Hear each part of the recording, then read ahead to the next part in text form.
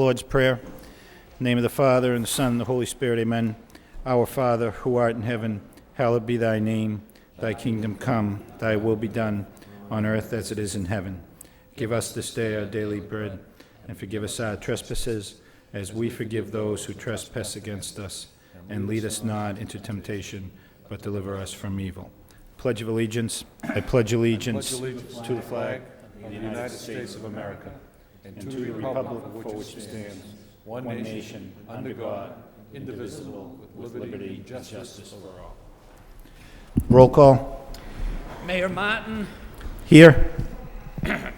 Councilor Armin Mercia. Here. Councilor Rita Mercia. Here. Councilor Milanazzo. Here. Councilor Ramirez. Councilor Broderick. Here. Councilor Caulfield. Here. Councilor Donahue. Here. Councilor Elliott. Here. Okay, the first item on the agenda is minutes of the December 5th meeting for approval. Any questions or corrections to the minutes? Motion approved by Councilor Broderick, seconded by Councilor Elliott. All those in favor say aye. Any opposed? The minutes are accepted for approval. Under the city manager's portion of the agenda, we have communications from the city manager, responses to council motions and requests.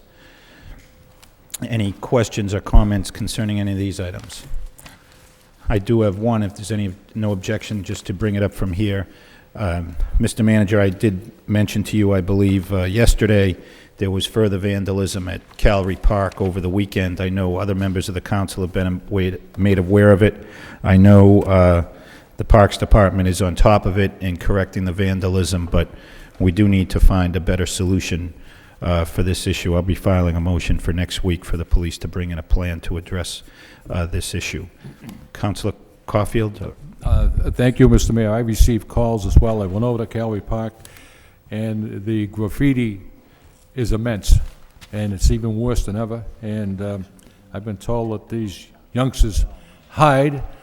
When the police pull into the parking lots, they're hiding, and they're very cunning about it, and it's costing the city an awful lot of money, so something has to be addressed about it. Thank you. Councilor Rita Mercier? Thank you, Mr. Mayor. I, too, as well, along with my colleagues, did receive a complaint about, first of all, the complaint the last time was well corrected.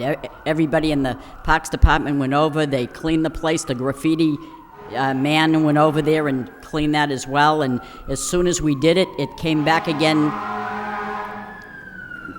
This is unacceptable behavior, especially when we're in fiscally hard times, that we need our staff to be doing other things instead of going over, correcting what the youngsters over there have done. And so I know that we need the police on top of this issue. It seems like they've congregated and moved from the Maurice School all the way down to Calvary Park.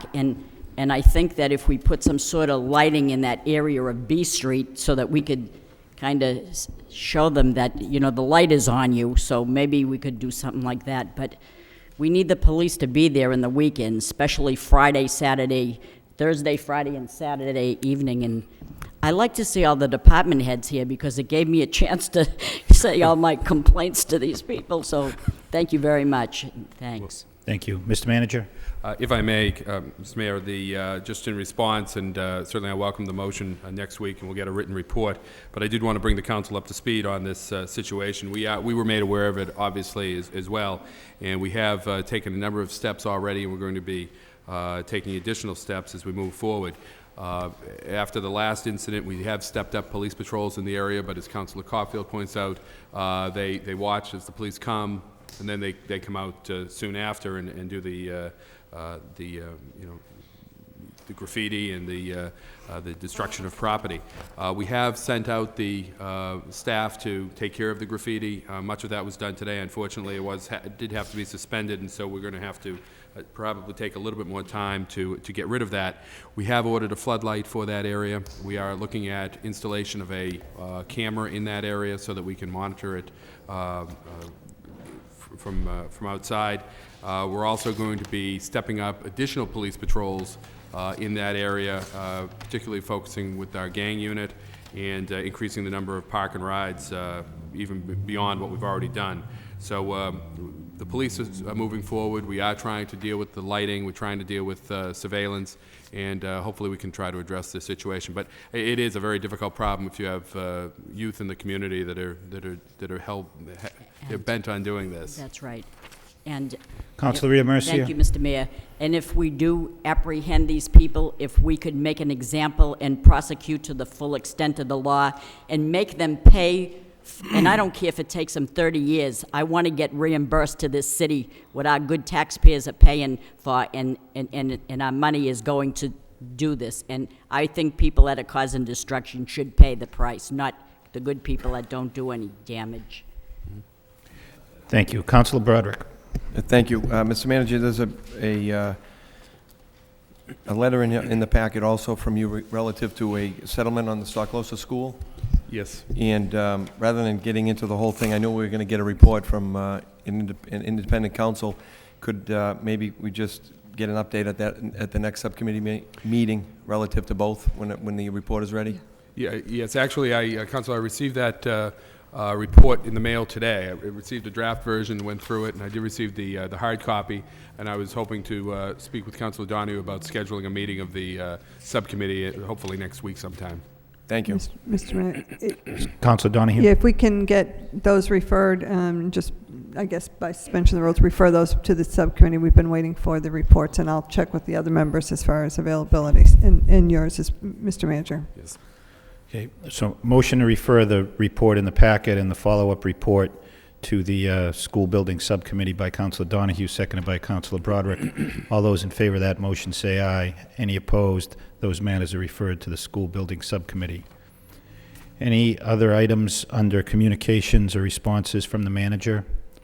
Okay. Hearing a motion to accept the responses from the manager and place on file by Councilor Milanazzo, seconded by Councilor Broderick. All those in favor say aye.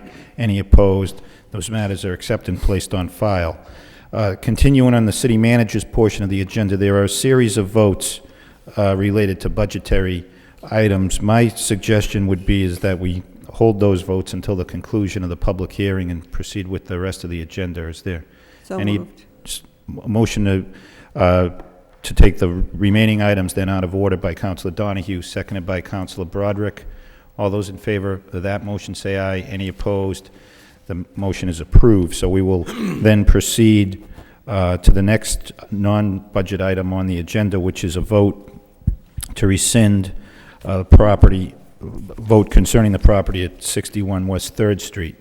A vote rescinding a previous vote regarding accepting the application of Roy and Pauline Castle for purchase of spaces of property located at 61 West 3rd Street, Lowell, under the parking condo program in the amount of $3,200, and a new vote authorizing the sale of parking spaces at 61 West 3rd Street under the conditions specified. Whereas the City of Lowell owns property at 61 West 3rd Street, Lowell, Mass., having acquired title thereof by deed recorded in Middlesex North Registry of Deeds, Book 6737, page 202, whereas the City Council of Lowell voted December 7, 2004 to declare the property at 61 West 3rd Street surplus and offer the same for sale under the provisions of the parking condo program, and whereas the City of Lowell issued its guidebook and application for the sale of 61 West 3rd Street under said parking condo program, whereas Roy and Pauline Cassie submitted an application to the City of Lowell to purchase spaces 2 and 3 of the property at 61 West 3rd Street, whereas by vote of the City Council on May 24, 2005, Roy and Pauline Cassie instead decided to purchase spaces 1 and 2 of the property at 61 West 3rd Street under the parking condo program, whereas subsequently they decided not to purchase spaces 1 and 2, and whereas the city managers recommended to the City Council rescind the portion of the vote May 24, 2005 relative to the application for Roy and Pauline Castley for the purchase of parking space 1 and 2 at property located at 61 West 3rd Street, and authorize the sale and conveyance of said parking spaces to Red River Condo Association under the parking condo program and under further conditions set forth herein. Now, therefore, be it voted to rescind the portion of the vote the City Council of May 24, 2005 regarding the property at 61 West 3rd Street regarding the sale of parking space at 61 West 3rd Street to Roy and Pauline Cassie, and be it further voted to authorize the city manager and/or city treasurer in the name of the city of Lowell to sell, convey to Red River Condo Association a nominee as approved by the city manager for the sum of $1 for each space on such terms and conditions as the manager deems in the best interest of the city, the property located at 61 West 3rd Street owned by the city of Lowell, and to execute all documents necessary to transfer the property, including but not limited to purchase and sale agreement, deed, release of any demolition lien, and any other related documents pertaining to the sale of property. Consistent with this vote, certain conditions in the sale of parking spaces to the persons named are set forth below. Space 1 and 2 to Red River Condo Association to be used as parking for visitors. The conditions set forth above otherwise, this overall vote shall run with the land, be binding on the original grantee and successors and assigns, and be it further voted, any deed conveyance contain the following conditions, which shall be the obligation of the grantee. Parcel be kept free of garbage and debris.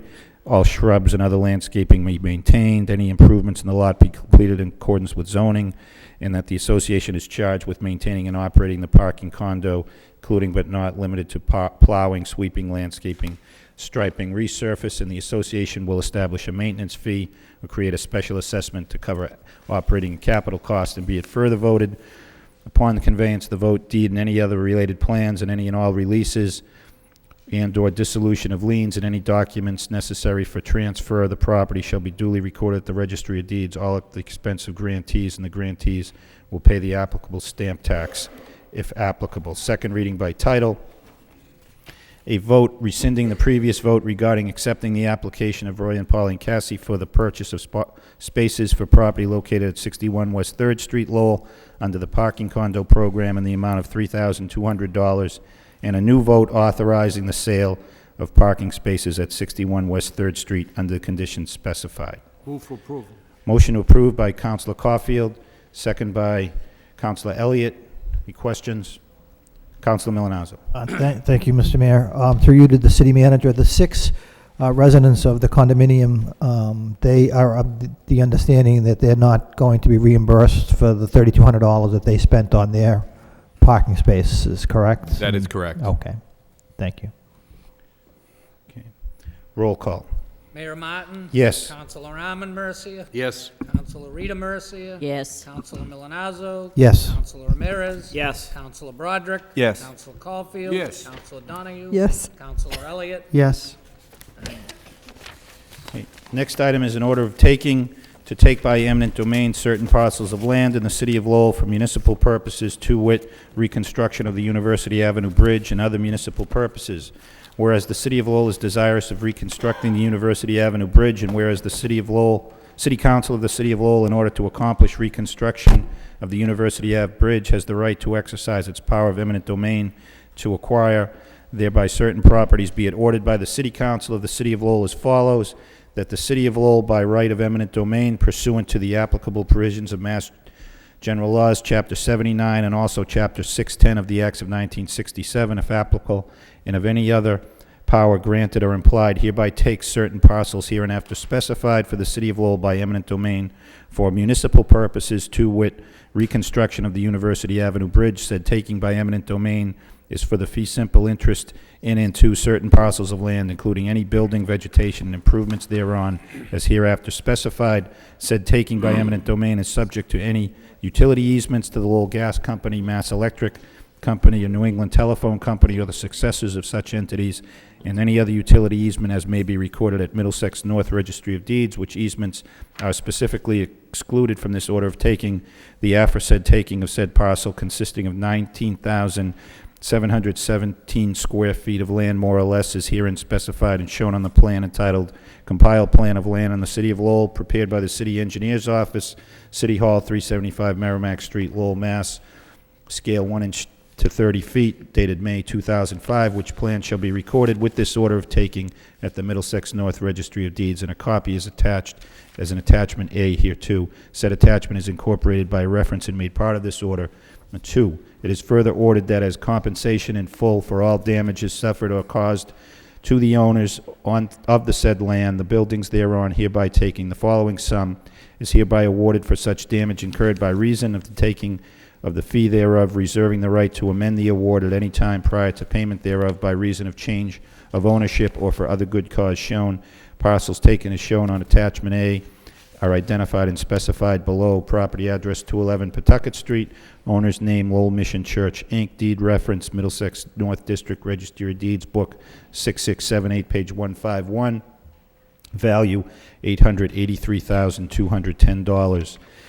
3, it is here further ordered that the amount of any unpaid encumbrances and/or taxes will be deducted by the city from any award paid directly to the party entitled thereto. 4, it is further ordered that a copy of the order and related plans, if any, shall be recorded forthwith at the Middlesex North District Registry of Deeds and the Land Registration Section thereof, if applicable, in compliance with Massachusetts General Laws, Chapter 79.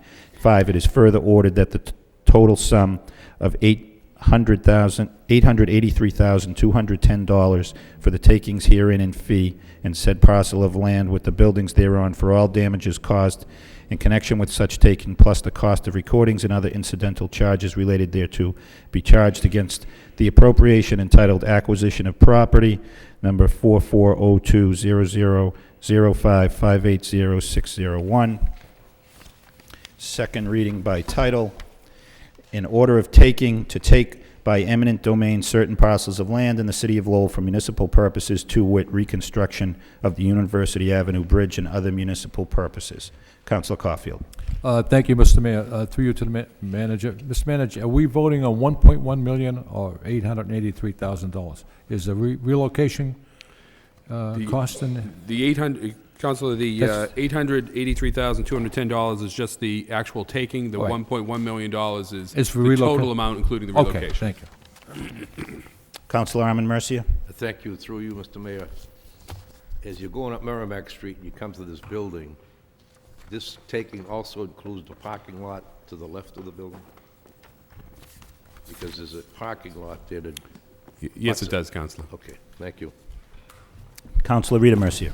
Thank you. Through you, Mr. Mayor, to the city manager. To the right of that, as you're going up to Merrimack Street to face that building, on the right are, I don't know, 2 or 3 pieces of property owned by Mr.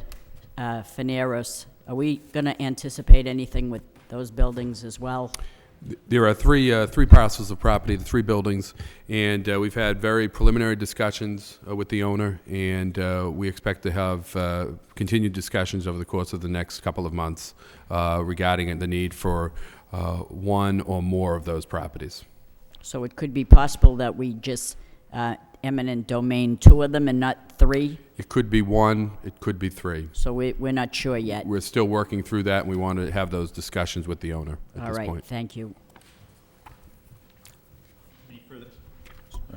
Any further questions? Roll call. Mayor Martin, Yes. Councilor Arman Mercia, Yes, Councilor Rita Mercia. Yes. Councilor Milonazo. Yes. Councilor Ramirez. Yes. Councilor Broderick. Yes. Councilor Caulfield. Yes. Councilor Donahue. Yes. Councilor Elliott. Yes. 9 yeas. 9 yeas, the taking is approved. Next item is a vote authorizing the city manager to accept application of Raymond F. Flood in the amount of $101.75 to purchase property located at 718 Bridge Street, Lowell, under the real estate yard sale program, and to execute all documents necessary for the transfer of the property. So motion to waive the full reading of this by Councilor Caulfield, seconded by Councilor Elliott. All those in favor say aye. Any opposed? The motion to waive the first full reading is approved. Second reading by title, a vote authorizing the city manager to accept the application of Raymond F. Flood in the amount of $101.75 to purchase property located at 718 Bridge Street, Lowell, under the real estate yard sale program, and to execute all documents necessary for the transfer of the property. Any questions? Okay, roll call. Mayor Martin. Yes. Councilor Arman Mercia. yes, Councilor Rita Mercia. Yes. Councilor Milonazo. Yes. Councilor Ramirez. Yes. Councilor Broderick. Yes. Councilor Caulfield. Yes. Councilor Donahue. Yes. Councilor Elliott. Yes. 9 yeas. 9 yeas. Vote is approved. Next item is a vote approving application for a carryover allocation of commercial revitalization deductions, CRD IRS Code, Section 14,001, for Beta Real Estate at Western Ave, LLC. Motion to waive the full reading of this by Councilor Caulfield, seconded by Councilor Ramirez. All those in favor of waiving the first full reading say aye. Any opposed? The first full reading is waived. Second reading by title, a vote approving the application for a carryover allocation of commercial revitalization deductions, CRD/IRS Code Section 14,001 for Beta Real Estate at Western Avenue, LLC. Questions? Roll call. Mayor Martin? Yes. Councilor Arman Mercia? Yes. Councilor Rita Mercia? Yes. Councilor Milonazo? Yes. Councilor Ramirez? Yes. Councilor Broderick? Yes. Councilor Caulfield? Yes. Councilor Donahue? Yes. Councilor Elliott? Yes. 9 yeas, the vote is approved. We can go to the public hearing? Or, all right, why don't we have any subcommittee reports? Councilor Milonazo? Thank you, Mr. Mayor. It's actually not a subcommittee, but it is a report. I attended the Metropolitan Planning Organization meeting put on by Northern Middlesex Council of Governments. As you know, I represent the City Council on the NIMCOG board, and we had the MPO meeting on December 7th, and we talked about the various traffic issues within the Greater Lowell area. And come to find out, of the 100 worst intersections in the Greater Lowell area, 77 of them are in the city of Lowell. So I thought it would be important, number one, to let the city council know that, and at the same time, to have the report that was given to the MPO members actually sent to the traffic subcommittee, and have the representative from NIMCOG who gave the, actually it was a PowerPoint presentation, come to a traffic subcommittee and give the PowerPoint presentation, because I really do believe it's important for the city council to understand what intersections, and like I said, there were 77 out of 100 that are high crash intersections as they're known. So if we could, I'd like to put that in the form of a motion to refer that report to the traffic subcommittee for a hearing. Motion by Councilor Milonazo to refer the report received by the Northern Middlesex Council of Governments to the Traffic Subcommittee, seconded by Councilor Ramirez. All those in favor of that motion say aye. Any opposed? That report will be referred to the subcommittee for a presentation, discussion, and review. Mr. Mayor? Councilor Caulfield. Thank you, Mr. Mayor. The Neighborhood Traffic Subcommittee will be extremely happy and proud to meet with the Northern Middlesex area government, and I know that one of the worst intersections in the Commonwealth is Chelmsford and Plain Street. Yes. And through the efforts of the city and the state, we're working on that, the new design, and that's how we can accomplish our goal. And thank you, Councilor, for bringing Thank you. that forward. That's actually number 3 on the list, Councilor. Okay, other subcommittee reports. Councilor Donahue. Thank you, Mr. Mayor. The School Building Subcommittee had another meeting last night, again, to update the joint subcommittee, joint with the school department, school committees subcommittee, as well as the city council subcommittee on the 2 school building projects that we're looking at. One, namely the replacement of the current Morey School, and the construction, which is at the old Butler School site of the what's been named by the school committee as the Sapasara School. As I reported to you last month when we had a meeting as to some of the information we were given, and I don't want to repeat all of that, but I do want to keep the council up to date on the where we stand now. The cost estimates as of November, and have essentially, let me just give you the round figures. You may recall back when this project started, when we were looking at 90/10 reimbursement, the total project, meaning both schools, was some $26 million, and the cost to the city at that time was, a little over $2.5 million. Or 2.6 million. We're now looking at an estimated, and I stress estimated, total cost of 42 million versus 26. And because the 90% reimbursement, that figure was set back in '01, not '06, the city's portion of that estimated today is almost $19.5 million. So you can see how the figures have have escalated. The architects had information for us, and let me just tell you, the project manager, Watermark, who is on this deal for the city, told us that they're proceeding. They expect that under the new rules, you have to pre-qualify contractors, and that they're going to be doing that. That process should happen within the next 6 or 7 weeks. Once they're pre-qualified, if they have at least 3 pre-qualified bidders, then they can go out to bid, and so it would be sometime after that. Could be another, by the time we know what's going on, maybe February, maybe March as far as the bids. Based on the numbers that we've estimated, the architects did tell us that some school projects, namely one in Waltham and one I think in Fall River, that had recently, as recent as last week, went out to bid using the same process, cost estimators and so forth, to get realistic numbers. The bids came in 20% above what was estimated. And so I put that out as a cautionary note, because even though we may be looking at, for both projects, the city's portion, $19.5 million, it indeed could go higher once those bids come back. That's not very good news. The other aspect of the report that we got last night had to do with a number of questions that we asked the manager and the superintendent to explore and get back to us on. One of the questions we had asked was if the school department and the city could explore other sites to relocate the Sapasara School.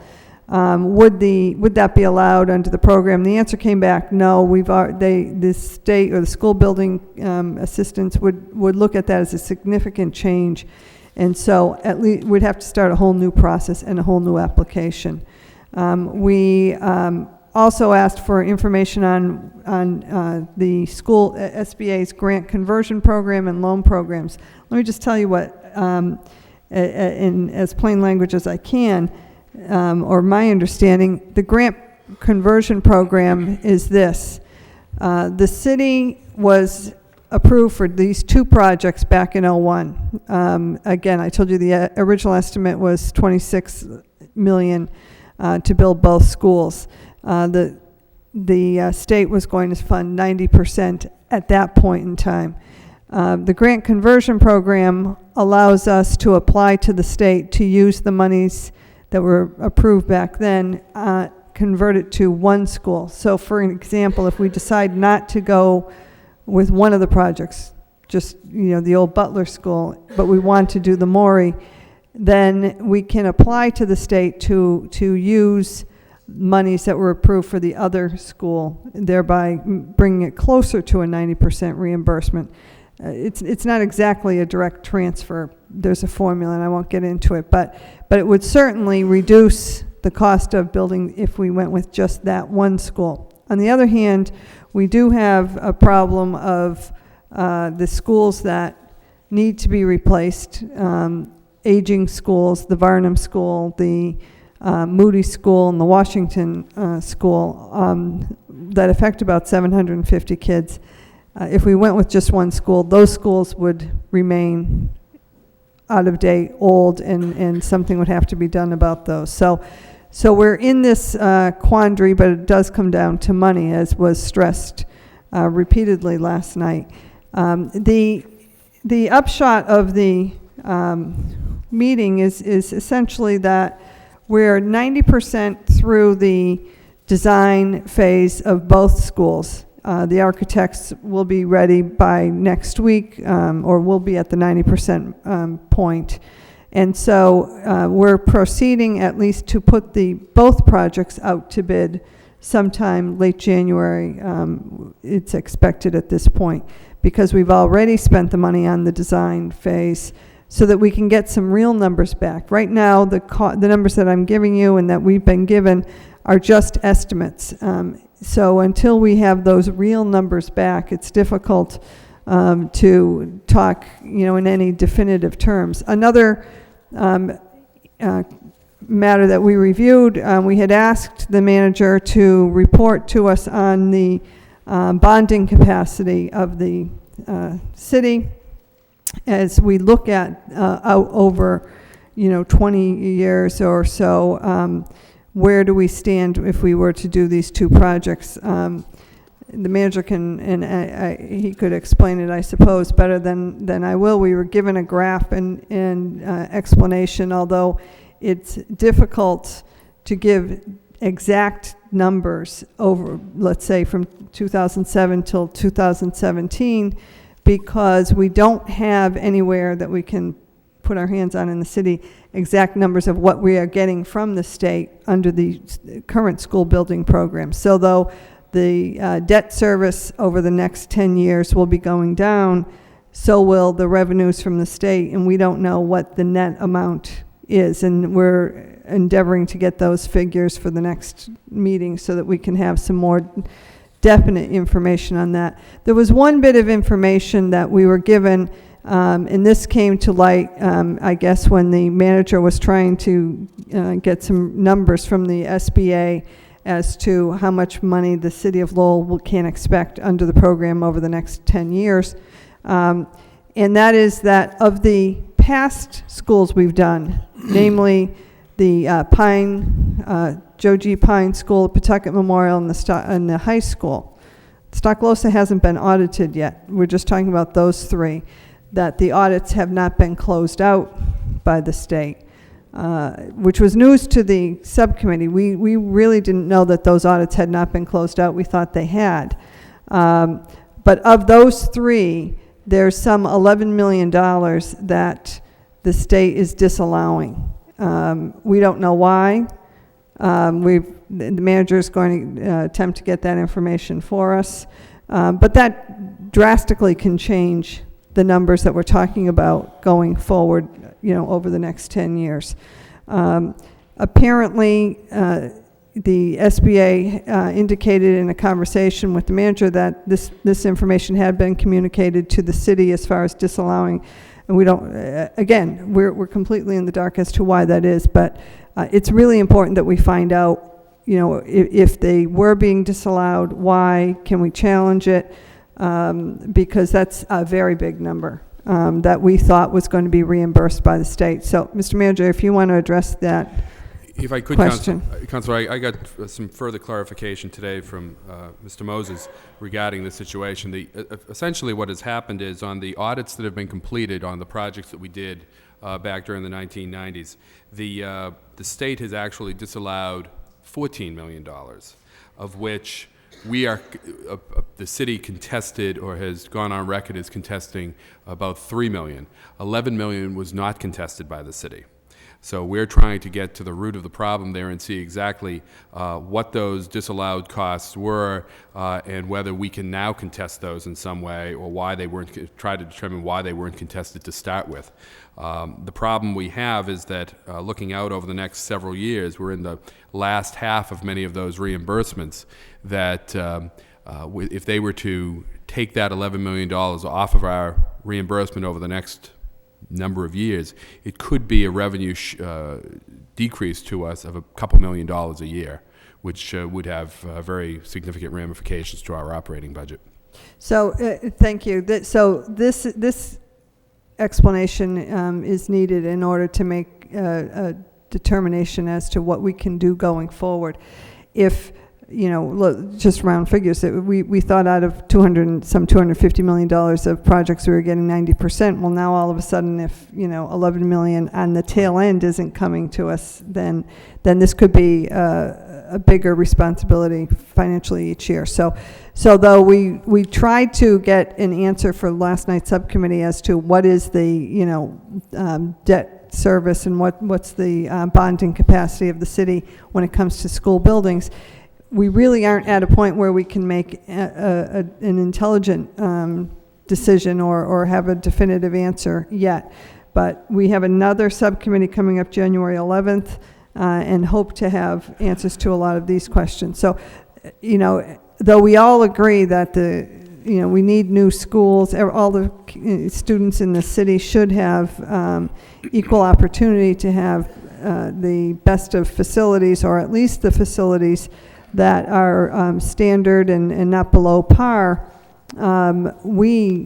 the council has to look at what can we afford in fairness, what can the taxpayers of the city afford, and really take a long, hard look at our ability to pay for these projects. So that's what we're doing, but we're not losing time in terms of trying to get bids. We're proceeding on that track as well, at least to get some real numbers, and then in the meantime try and hash out all this information. That was, I don't know if any other members of the subcommittee have more to add, but it's a report of progress, Mr. Mayor. Thank you. Councilor Caulfield. Thank you, Mr. Mayor.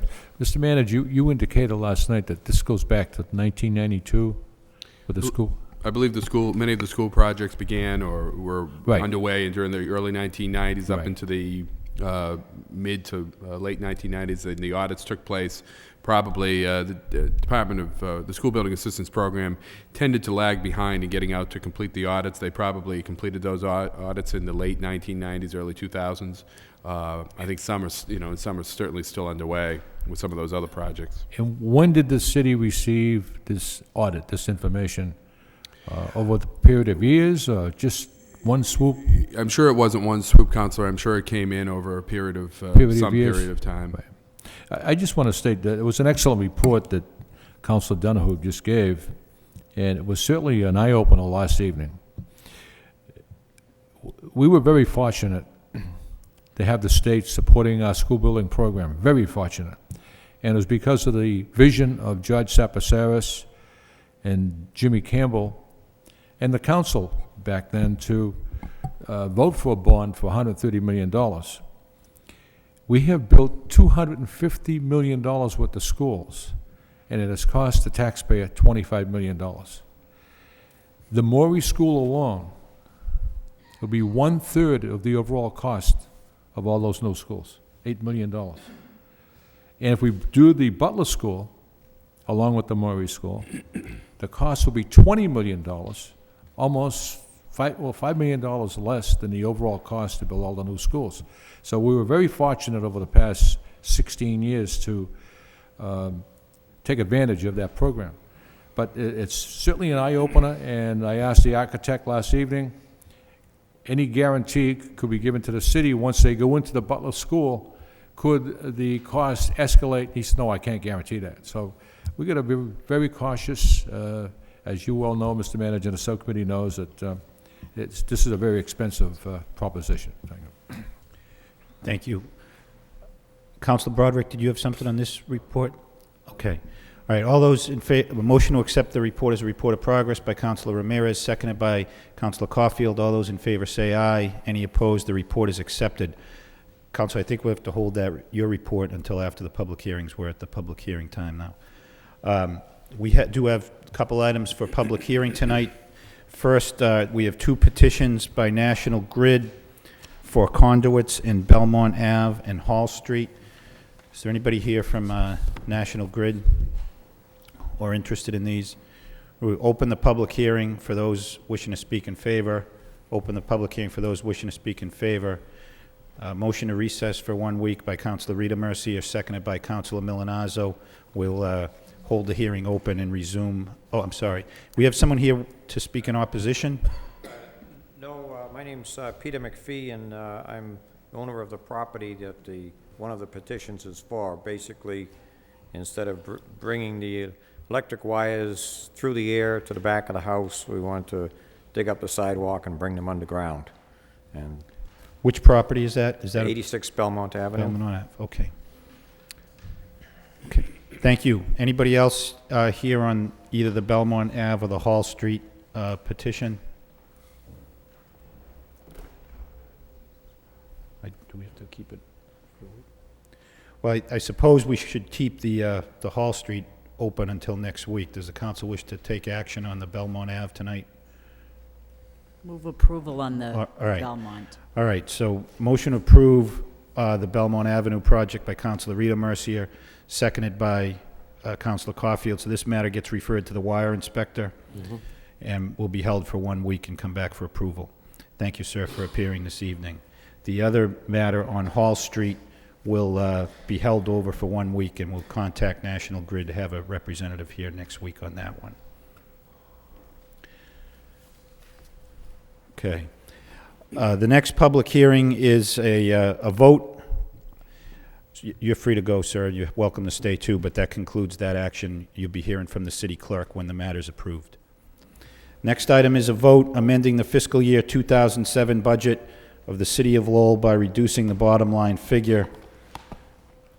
Whereas pursuant to Mass General Laws, Chapter 44, Section 32, the city manager submitted a proposed budget for fiscal year 2007 to the City Council on June 9, 2006, whereas the City Council held an advertised public hearing to consider the proposed budget on June 19, 2006 and June 21, 2006, and whereas pursuant to a public hearing held on December 12, 2006, the City Council, upon motion, hereby amends the 2007 budget by reducing bottom line sum by $203,042. Now therefore be it voted by the City Council of the City of Lowell that the City Council of the City of Lowell hereby adopts and approves the amended budget for fiscal year 2007 for the City of Lowell, including all the items therein as if separately voted thereon, attached hereto and marked A, to be made part hereof, in the sum of $280,602,983, which sum shall be appropriated and raised by taxation and other sources, including but not limited to revenue sharing. Second reading by title, a vote amending the fiscal year 2007 budget of the City of Lowell by reducing the bottom line figure. We'll open the public hearing up for those wishing to speak in favor. Anybody wishing to speak in favor of these items? Anyone wishing to speak in favor of the reductions? Hearing none, that portion of the public hearing is closed. Anybody wishing to speak in opposition? Anybody wishing to speak in opposition?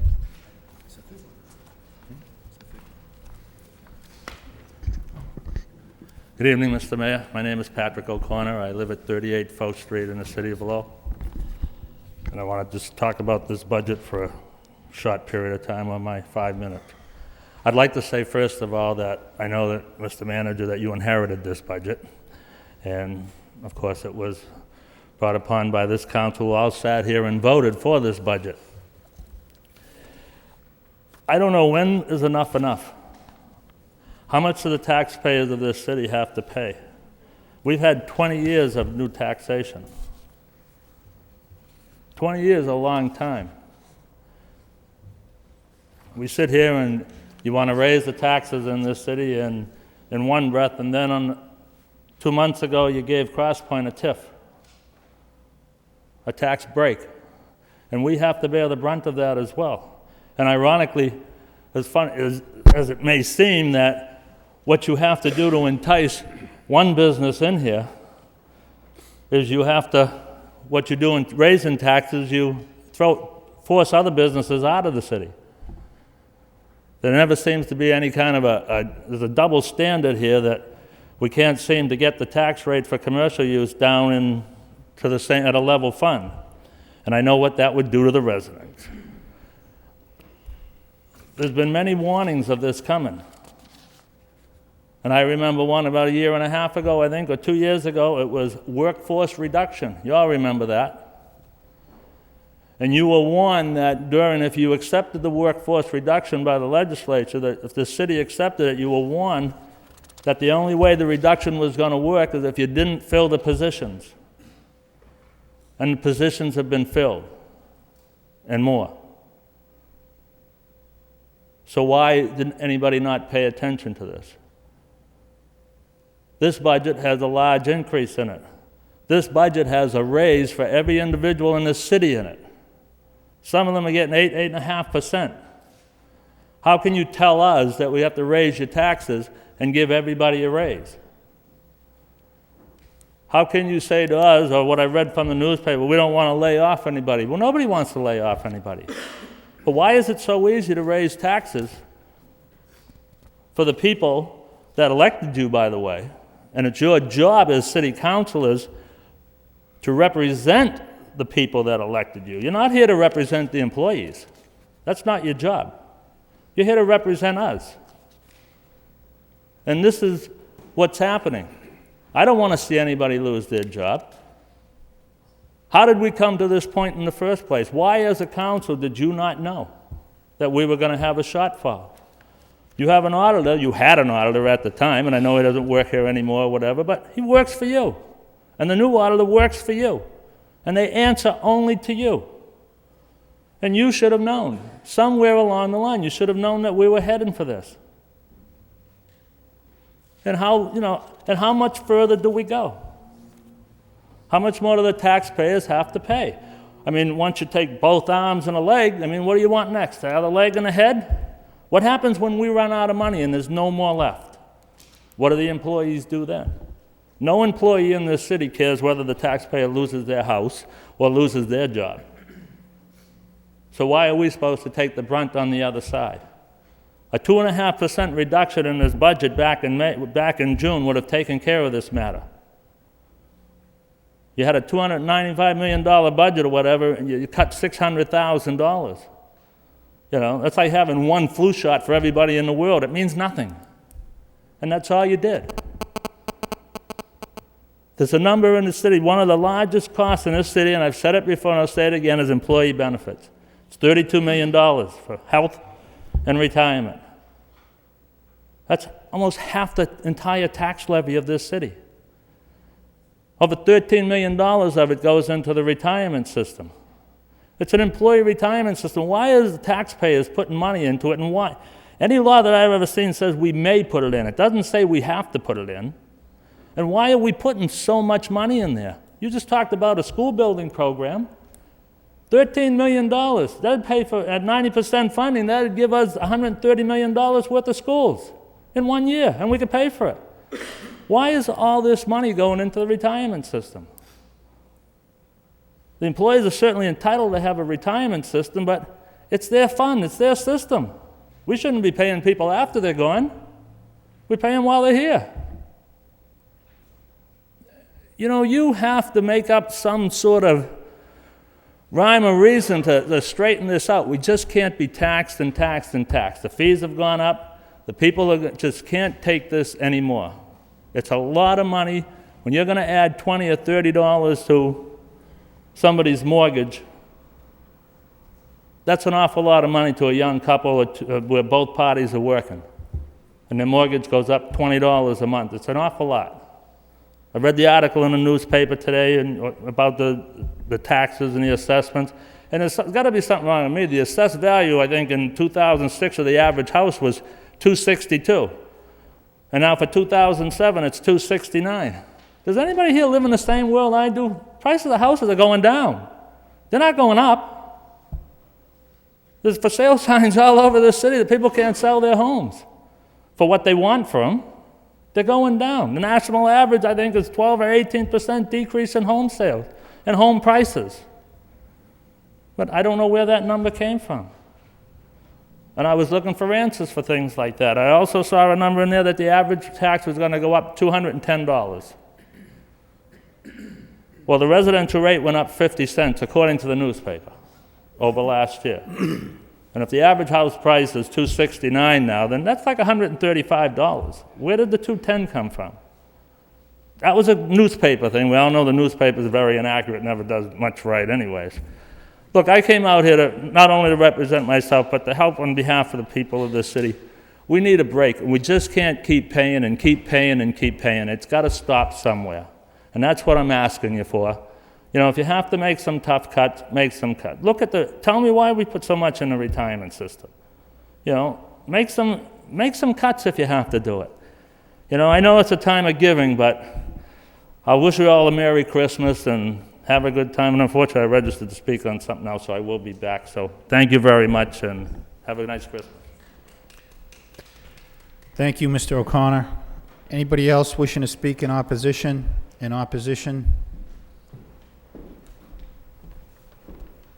Hi, Kristen Rosikowicz. I'm here to request to you reconsider an immediate tax increase with a thorough review of all your departments. I'm quite certain that all the departments can find another 2 to 3% to cut. 1% doesn't add up to much. I recognize that utilities insurance have gone up for the city, but they've also gone up for my family and every other family in the city, and we've all had to toe the line. The city of Lowell is no different than a household. So you really, when you go to vote to raise our taxes, you have to consider that there are families out there that are struggling every day to put food on their tables, to pay their bills, to heat their homes, everything. So our costs have gone up and your costs have gone up. But our pay hasn't gone up. So I don't get that balance. But yet you come to us every year and ask us for more money.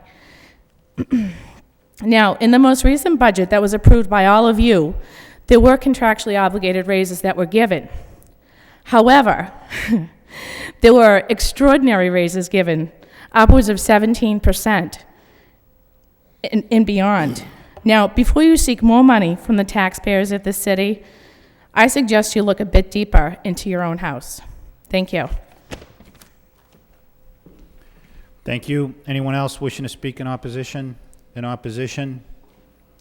Anyone else wishing to speak in opposition? Hearing none, that portion of the public hearing is closed. Mr. Manager, do you have something to add? If I may, by way of introduction, I'd like to outline the context. Perhaps before I start, though, I just would like to respond to one comment that was made during the public hearing regarding the retirement system. The state law requires that the city contribute to the retirement system under Chapter 31. So it isn't an optional item. So I just wanted to clarify that for the speaker, and I'd be happy to meet with him at some point to discuss that in more detail. Contrary to some accounts, certainly, the actions that I'm requesting or proposing here tonight are not seeking a tax increase, but in fact just the opposite. The plan before you reduces the need for property taxes in finalizing our FY07 finances to get necessary state approval of a balanced budget. To start with a historical perspective, and I think we've gone over this on a number of occasions, but when I came on in August, obviously one of the first things I did was start to delve into the city's finances. That would be something I would do obviously on my own, but also at the request of the City Council, I went in to double check all of the numbers that were included within the budget. That, of course, was pushed along by a meeting with the Department of Revenue, as well as a meeting with Moody's in preparation for a bond sale that the city was going to be undertaking in September. What I immediately found, of course, as all of you know, and is documented on a spreadsheet that I've provided to you tonight, what I found was that the budget that was voted in June by this council was voted with information that was faulty in terms of its revenue assumptions and did not include all of the expenses that should have been known by the city at that time. The City Council acted on this information that was provided to them, certainly in good faith, but in fact there were some flaws that led to the problems that we have now and that I've described at length on numerous occasions. They're detailed, again, in this spreadsheet. I'd be happy to go over it with the Council, but I think you've all heard the reasons for this problem on a number of occasions. It's been described by some as a deficit, which is not true. It's better described as a budget that isn't balanced to the original revenue estimates. Normally, what would occur here is that you would replace the revenue shortfalls with property taxes. That, in fact, if you didn't have the free cash that was projected, or if the miscellaneous receipts did not come in as expected, you would simply fill that gap to meet the requirements that came forward as a result of your appropriation votes. Unfortunately, as I described back in August and September and since then, that would have a dramatic impact on the taxes in this community.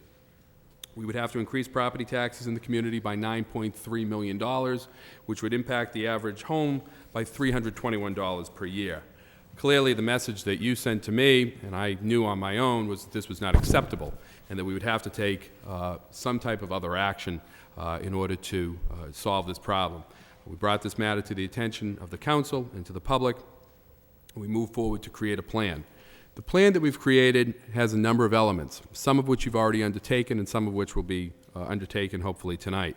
First and foremost were budget cuts. We moved forward with a plan to cut $1.2 million out of the budget that was approved back in June. We also moved forward to look for other revenues. We submitted to this council just a couple of weeks ago increases in fees that, as was pointed out on the council floor, had not been touched for 15 to 20 years. Clearly had not kept pace with the costs of providing services in the community. We also looked for other revenues in the indirect costs for the wastewater enterprise, as well as other revenues that we could latch on to help close the or decrease the amount of taxes that we would need to charge in order to meet the budget that was approved back in June and maintain essential services. We also included, as part of our plan, and it's on the agenda tonight, tax relief for the low-income elderly people of our community, those that are in most need of some help. All of this is detailed on the spreadsheet. What we've done is we've reduced the amount of tax increase by a third in order to meet the requirements that are included within the budget that was approved in June. Obviously, part of that budget of the plan, though, was to reduce the amount of the budget by that $1.2 million that I've already described. The plan that I've provided to you over the last couple of months, and that the final steps are here before us tonight, is a plan that's balanced. It's balanced in terms of the revenues and expenditures. It's balanced in terms of the services being provided. And it's balanced in terms of providing fiscal stability. It maintains essential services. There are no gimmicks that prolong the fiscal instability that the city is currently facing. It's disciplined. It's conservative. It addresses the concerns that Moody's has raised regarding the use of reserves and one-time monies that got us into this situation to start with. And I urge you to support the measures before you. Those measures include the budget reductions, the transfer of funds from various sources of revenues, and the tax relief. I do pledge you this, that in fiscal year 08, in every budget that I'm able to provide you moving forward, the budget will be presented and delivered to you early. It will have greater information. It will have greater realism in its revenue estimates and in its expenditures. It will work towards greater savings. I do see that there are opportunities out there that we have to work on to achieve those savings. While maintaining essential services, we should be also striving for greater effectiveness. We need to rebuild our reserves. That will be included in those budgets. We need to invest in our infrastructure, and that will be included in those budgets. And we need to minimize the tax increases that the city residents are facing. So the plan that's before you tonight intends to do all of those things, and I ask for your support of that plan. Thank you, Mr. Manager. Councilor Rita Mercier? Yes, thank you, Mr. Mayor. Through you to the city manager. Mr. Manager, when you talked about tax relief for low-income elderly, basically which is the exemption, and you added $250 so that the $500 exemption would now be $750. Correct. There are some people that don't qualify for the maximum amount. They perhaps get $250. Would they then be entitled to $500? No, they would not, Councilor. They would not be. No, a provision of law that we're accepting would simply move that from $500 up to the $750 for the maximum. So those that get a $250 exemption, they're out of luck. They wouldn't qualify for an increased amount. Am I? If I may, Councilor, this does affect, and I meant to mention this in my statement, this does provide tax relief for about 350 households within the community. And let me ask you this one. Is the 2007 assessment based on sales of homes in 2005? It is based upon December 31st, 2005. Yes, that's according to state law. State law we're following? Yes. Because if you base it on sales of homes today, you don't have that high of a... You're correct, Councilor. What would result from that, first off, the state requires it to be done at a snapshot in time, and that snapshot is December 31st. But I would say that if you were to take them now, it would all be relative. They would all have changed by a similar amount, likely, and what would occur is that your rate would go up when your values went down. And what is the statement that the previous speaker, Mr. O'Connor, spoke when he said that according to his mathematical skills, it's gone up 50 cents to the tax rate. I think he might have left, but he said instead of it being 269,000, it should have been, I don't know exactly quite. I'm not, we're trying to get a hold of that number ourselves. Because I'm wondering about that. If it doesn't balance out, something's not right here. Right. I understand, and we're trying to get to understand that number as well, with it he referenced. And when you say, are you saying with this budget that if we don't approve of what you're saying, there'll be layoffs, city employee layoffs? Actually, Council, what I'm saying is that if you don't approve the budget cuts and the budget transfers, the tax impact to the residents will be sizable. So when if we approve of this, are we saying then that there will not be city layoffs? The budget plan that I've produced does not include layoffs. What's before us this evening? The budget reductions that I've provided to you this evening do not include layoffs. All right, thank you. But if I may, I don't disagree with the previous speaker that at some point in time, this does not include layoffs, but if the city has to balance its budget, layoffs are not off the table. And I can hear what you're saying, so that I'm saying that we know that health costs are going up. And I think that in private sector, from what I'm hearing, that if your premium is going up, the employer, along with the person that is involved with this health insurance, their premium obligation goes up as well. So do we not do that here in the city of Lowell, that when the cost of health care goes up and the premiums go up, it's just the city itself that pays, or does the person receiving the benefit? It's a 75-25 split. So if when the premium goes up by $100 a year, the city absorbs 75% of that cost, and the employee assumes 25% of that. And that, any changes in that will require collective bargaining with all of our bargaining units by state law. Right. Okay. Thank you. Thank you. Councilor Armin Mercier? By way of clarification, the issue that's before us right now, however, and the vote that we're debating, is the vote regarding the budget and the reducing of the bottom line. That's correct. Correct. The issue that was just brought up will be taken up at a different motion, am I right? Correct. So on that particular issue of the bottom line, I have a couple of questions. There are a couple of add-ons instead of cuts in this package. And one in particular that stands out is that the messengers. The messenger budget is being amended now to add to the bottom line $173,000. Can we have an explanation on why most others have been cut, but this one is being added on? In fact, that budget is also being reduced as well.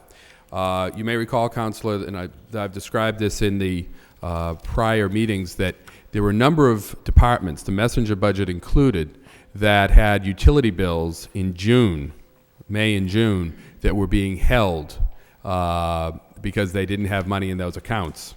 And rather than find the money last year, of course, it was probably too late at that particular point in time to do something anyway, but rather than do that or increase the budget to meet those energy costs, utility costs, those bills were simply rolled into fiscal year '07, which meant that we started that messenger budget as well as the water budget already in the red on July 1st, for all intents and purposes. So this amendment that you're bringing forward tonight brings that back so that it's not in the red. It effectively pays the utility bill that was paid in July and then cuts off of other costs. And the same thing applies to the $15,000 addition for the public works, Yes, as opposed to cuts? yes. And the water, of course, the $395,000, same explanation? Same exact explanation. It was a total of $705,000, I believe it was, that was held on to in June rather than being and not paid when in the fiscal year it should have been paid, but instead was rolled into fiscal year '07. Now, all of these cuts, except for the ones that I just mentioned, are additions. Was that a formula of a percentage, or was it review your budget again? And what We What was asked, the methodology that said that the city clerk's office, for instance, should cut $3,500 as an example? most of them are 1%. There's one, I think, that's just under 1%, and there's a number of them that are over 1%. But the instructions to all the departments to go out, find 1%, which effectively is 2% when you look at it, that it has to be achieved in the last 6 months. So it's safe to say that this particular vote, because I want to, reserve my comments on the other, this particular vote reduces the budget, which would then reduce the need for more levy. Exactly. Have I got that right? Exactly. So voting for this is a vote in cutting the budget, contrary to what Mr. O'Connor said we were doing, Exactly. further. And by further, it would mean a less of a tax levy. Councilor, that's exactly right, and Okay. the other actions, several of the other actions you're Well, going to take I'll talk tonight about those do later. the same thing. Okay. I've got comments to make on those others. Councilor Caulfield? Thank you, Mr. Mayor. I think Council Mercia touched on the same subject. These votes before us and transfers before us is going to address the deficit and help with the deficit. And certainly are going to support this, $203,042. And I just want to touch on one subject that Mr. O'Connor pointed out, that the city awarded a TIF to Cross Point Towers. That TIF was extremely beneficial to the city. It's going to bring Motorola into the city, create 700 new jobs, and boost the economy. We just don't hand out TIFs like they were quarters. That was a very important vote for the city. It's going to bring a major business into the city with 700 new jobs, high-paying, high-skilled jobs. So I just want to make that clear. Mr. Manager? Councilor, if I may also echo your comments. In fact, in the total package for Motorola, in addition to the benefits that you've spoken of, in addition, it's actually going to bring more revenue into the city. Right. It enticed them to come in for a reduction in taxes on a portion of their move here, but as a result of their move here, there will be greater taxes being paid into the city, plus taking up vacant commercial space, thereby driving the market for commercial space up, which again produces additional revenues for the city. The city will actually make money on that vote. Yes, sir. Thank you. Councilor Elliott? I'm just- sorry, Councilor, you finished? Yes. Okay, Councilor Elliott. And just briefly, I guess I just wanted to chime in. And I appreciate Mr. O'Connor coming down to speak his mind. He brings up some points, and I speak to him regularly because he should come down and keep us on our toes. But I think the argument when it comes to TIFs is, I don't think it's a fair argument. We're not giving we're giving a tax break to a company to come here to create jobs, and typically to increase valuation of a piece of property that is valued at a lesser amount. They're not going to come here unless we give them an incentive. So I don't think we're shifting that burden to homeowners saying, well, we're giving them a break, but we're trying to stick it to you. I don't think that's a fair, it's not an accurate assessment, and I think it doesn't send an accurate message that, well, they're coming, so we'll help them out. And I understand businesses that have been here for many, many years. I understand their point. They have been here, they're paying the increased rate, and you get a new company walking in, and they're getting it at a reduced rate. That's just the way business is, unfortunately. I just want people at home to know that those businesses are not going to come and locate here unless we have some tax incrementing financing system for them, incentive. They're going to go elsewhere, and another community might give them a TIF. That's why the state enacted these economic development statutes for us to use. So I guess I took exception to that because I don't think it's fair, and it's putting this council in a position that we're not being fair to taxpayers, and we're sort of giving special interest a little bit of a break. So I'll speak on some other issues after.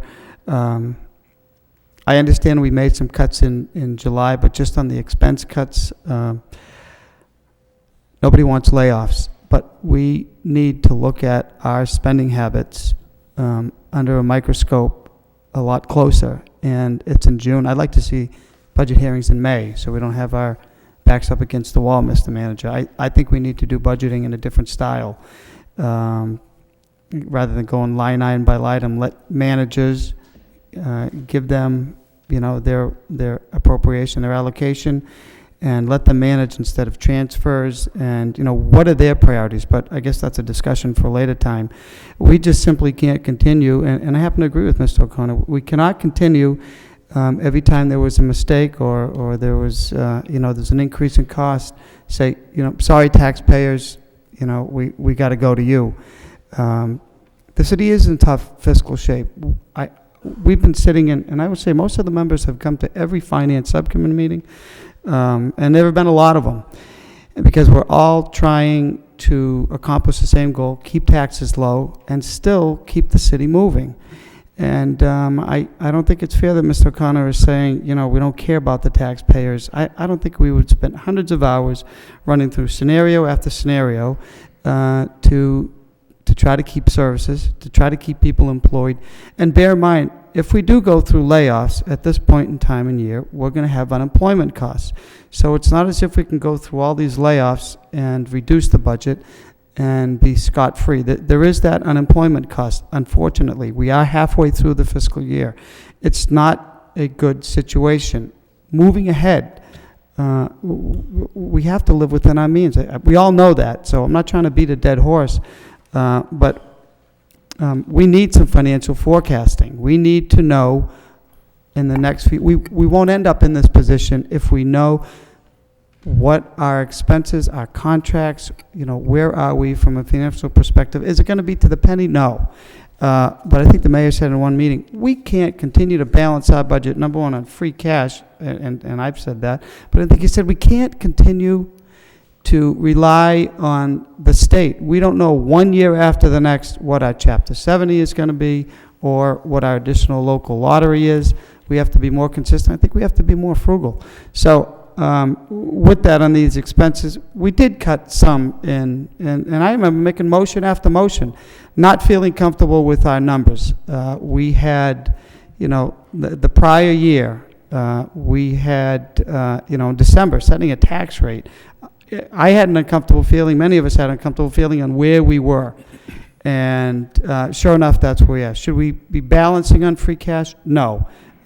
Did I vote to do that? Well, of course. I'm not going to say, well, we're not going to use free cash to help taxpayers, but what we need to do is reduce our spending. So, and that's consistent with what we have to do here. I understand it's a 1% this far through the fiscal year, which will translate essentially into a 2% if it was over the course of the year. So I will support these cuts. I think we have to look at doing things differently, and we've gone over those things. I have a motion on the pension fund tonight. I agree with you, Mr. Manager. We're required to fund the pension system. It is a benefit, but is it producing the way it should be? We have an awful lot of different areas that we invest in. I think that's another area that we have to look at. It is performing, but this year it increased $800,000. The early retirement, that is another, that I didn't vote for it because inevitably you backfill the positions. And I'll file a motion on that. I would like to know the impact of that because it was supposed to save money and it is costing us an awful lot of money. So I have some other comments, but I know this is just one of many motions that we look at. And because we've been working on it a long time and there are some tough decisions to make. So thank you, Mayor. Thank you. Mr. Manager? Just if I may, just respond, and I'll be brief. Council, I couldn't agree with you more about the budget. I think it should be earlier in the process. I think there should be more information. I agree entirely with the manner in which the budget should be created, giving more responsibility to the departmental heads, to departmental managers to manage. That's what we pay them for, is to manage. They should be given more budgetary authority to achieve the goals of and their mission of their organizations within the city. As far as what we're doing to reduce costs, I think it should be pointed out that we have reduced the total number of employees in the city, and it's likely that we will probably have to continue doing that in order to live within our means. But I think you're also correct in that we have taken and we continue to take steps to cut our costs. We have reduced our costs for the very simple action of changing health insurance for boards and commissions saves us a considerable sum of money on an annual basis. We've signed contracts now with electric and natural gas providers at substantial savings to the city that will pay off tremendously in the long run. We'll continue to look for other ways to save money as we move forward. But I think it's crucial that we do that forecasting. I think it's crucial that we do the necessary planning and that we live within the means that we have. And that means you don't build budgets on one-time revenues and, that you can't sustain in the long term. So I agree with you completely on that. And I think we're going to continue to look for ways to save money and live within those means.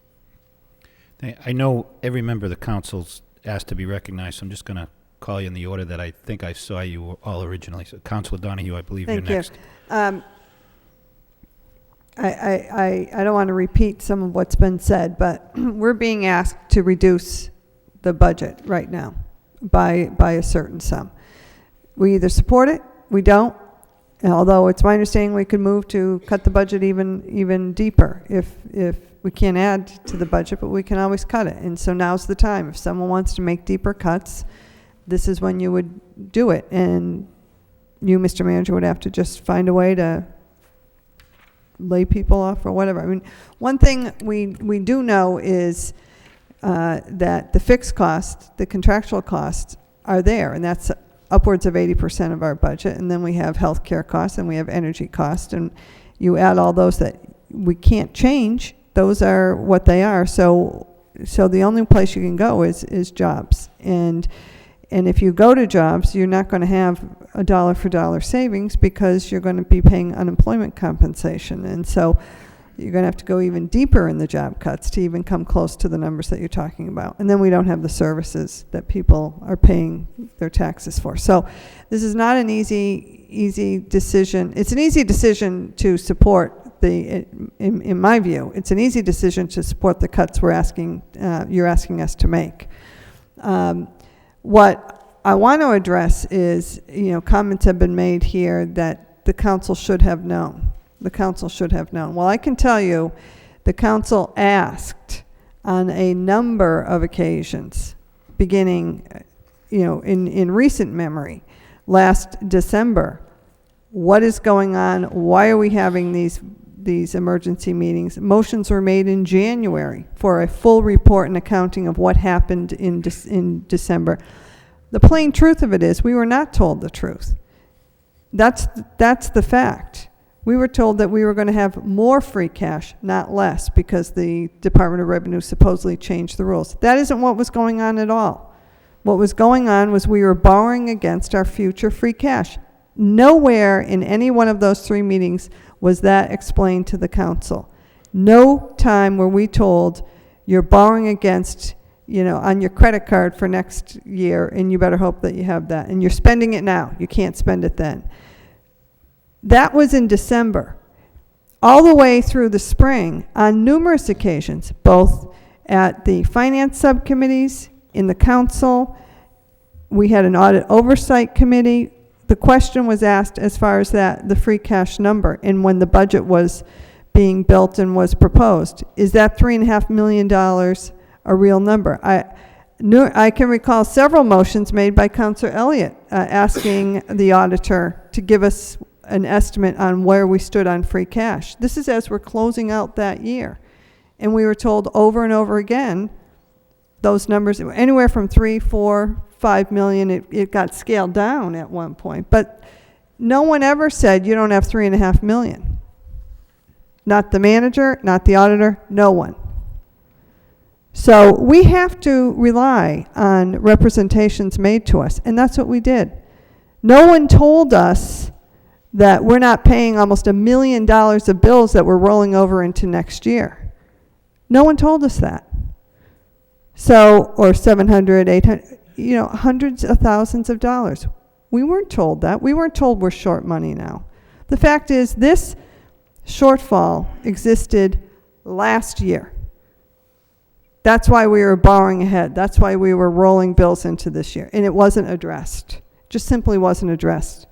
Not only was it not addressed then, it was ignored in putting forward a budget for right now. That's why we're trying to clean up this mess halfway into the year. So, to suggest that the council never asked, didn't care, is completely false.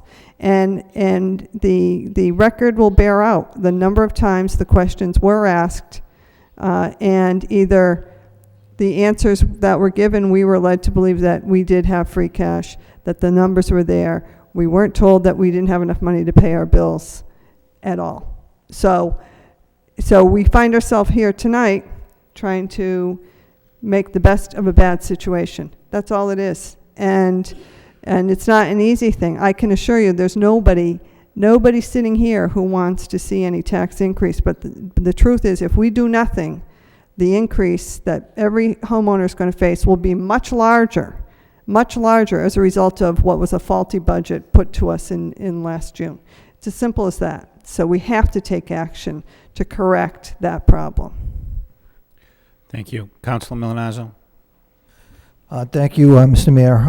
I'd like to say that I believe that what we have before us is a well-balanced, multi-pronged approach to really fixing a problem, as Councilor Donahue said, was really given to us during the budget deliberations back in May and June of last summer. Looking at the cuts to 1%, which actually now, because we're halfway through the fiscal year, it's a 2% cut, is something that I can support. Would I like it to be more? I suppose, in actuality, I would like it to be more. But really, when I look at the department head sitting behind me and to think what the unions did over the years, when we were in lean times, they really did step to the plate, and they really did help the city. So, again, I really believe that the unions have done their part over the years. The department heads will be moving forward really with what is in fact a 2% cut. So I think the $203,000 is a fair approach as we reduce the budget and then deal with the other transfers that need to bring the FY07 budget into balance. And as has been stated on numerous occasions this evening, if we don't do anything, the impact to the taxpayers will actually be greater than what we have before us today. And again, one has to remember that we are down employees in a number of departments across the city, and we are trying to do more with less. And we also we're a community where we're not at the tax level. We've been able to keep that burden away from the taxpayer. And I think after we approve the budget, we'll still have some room in the tax levy. So again, I do think it's a well-balanced approach to really getting ourselves out from underneath the problem. And I think going forward into the FY08 budget, we will have some reserves, and we'll be looking at our stabilization fund to move forward and just have the community be stronger fiscally. So I plan to support this reduction. Thank you. Thank you. Councilor Broderick? Thank you, Mr. Mayor. I'm going to support it. Obviously, it's going to reduce what we end up with for a tax rate. But one of the things that I thought would, to clarify some of the positions and some of the speakers tonight with the, we need more cuts. We shouldn't be afraid of laying people off. And we all were quoted in the newspaper. And one of the reasons for me to say I'm not going to support layoffs at this time is not because I don't want to see my friends lose jobs, but because it's not a short-term solution. It's been alluded to, other councils have mentioned it, but the city is self-insured for workers' compensation. It's $600 a week maximum. That means we're going to pay $600 a week in the short term for people we lay off. If the average salary is $40,000 a year, we're paying out $31,200 for each employee we lay off. That's a savings of $8,800. You multiply that out to get to the cuts, to save the money that we need, we won't have people out plowing the streets. We won't have services. It will be devastating. And I think that's the message people have to understand. We're not faced with a simple lay off 3 or 4 people. We're talking about, to make the kind of cuts the manager would have to make, we would lose most of our services. And police, I think we're probably in the vicinity of 100 policemen. We already get the major complaints we have is no police presence. Calorie Park, we're dealing with issues there. These are not easy cuts. These are not a matter of we're trying to pad the coffers of our friends. This is a matter of it makes no economic sense to lay off at this time. Halfway through the fiscal year and to pay short-term workers' compensation makes absolutely no fiscal sense. As far as being stuck now, and we voted on the budget. Yes, we did vote on it. Again, it was presented to us as a $1.8 million increase. We were told we weren't informed of free cash being off by at least $1 million in the beginning because we didn't ask. yet he wasn't here, and he's not here now, so we don't need to belabor that. But the reality is, we're paying now. The majority of the tax increase we're going to pay this year should have been done last year. I met with DOR a week ago Thursday. They informed me that 3 out of the last 6 years, we've essentially taken an advance on our free cash. You know, last year was one of them, and it's just been a rolling scenario. The auditor has never produced a free cash number that was accurate. I think these are things that are obviously disturbing to me, but they need to be thrown out there so people can understand.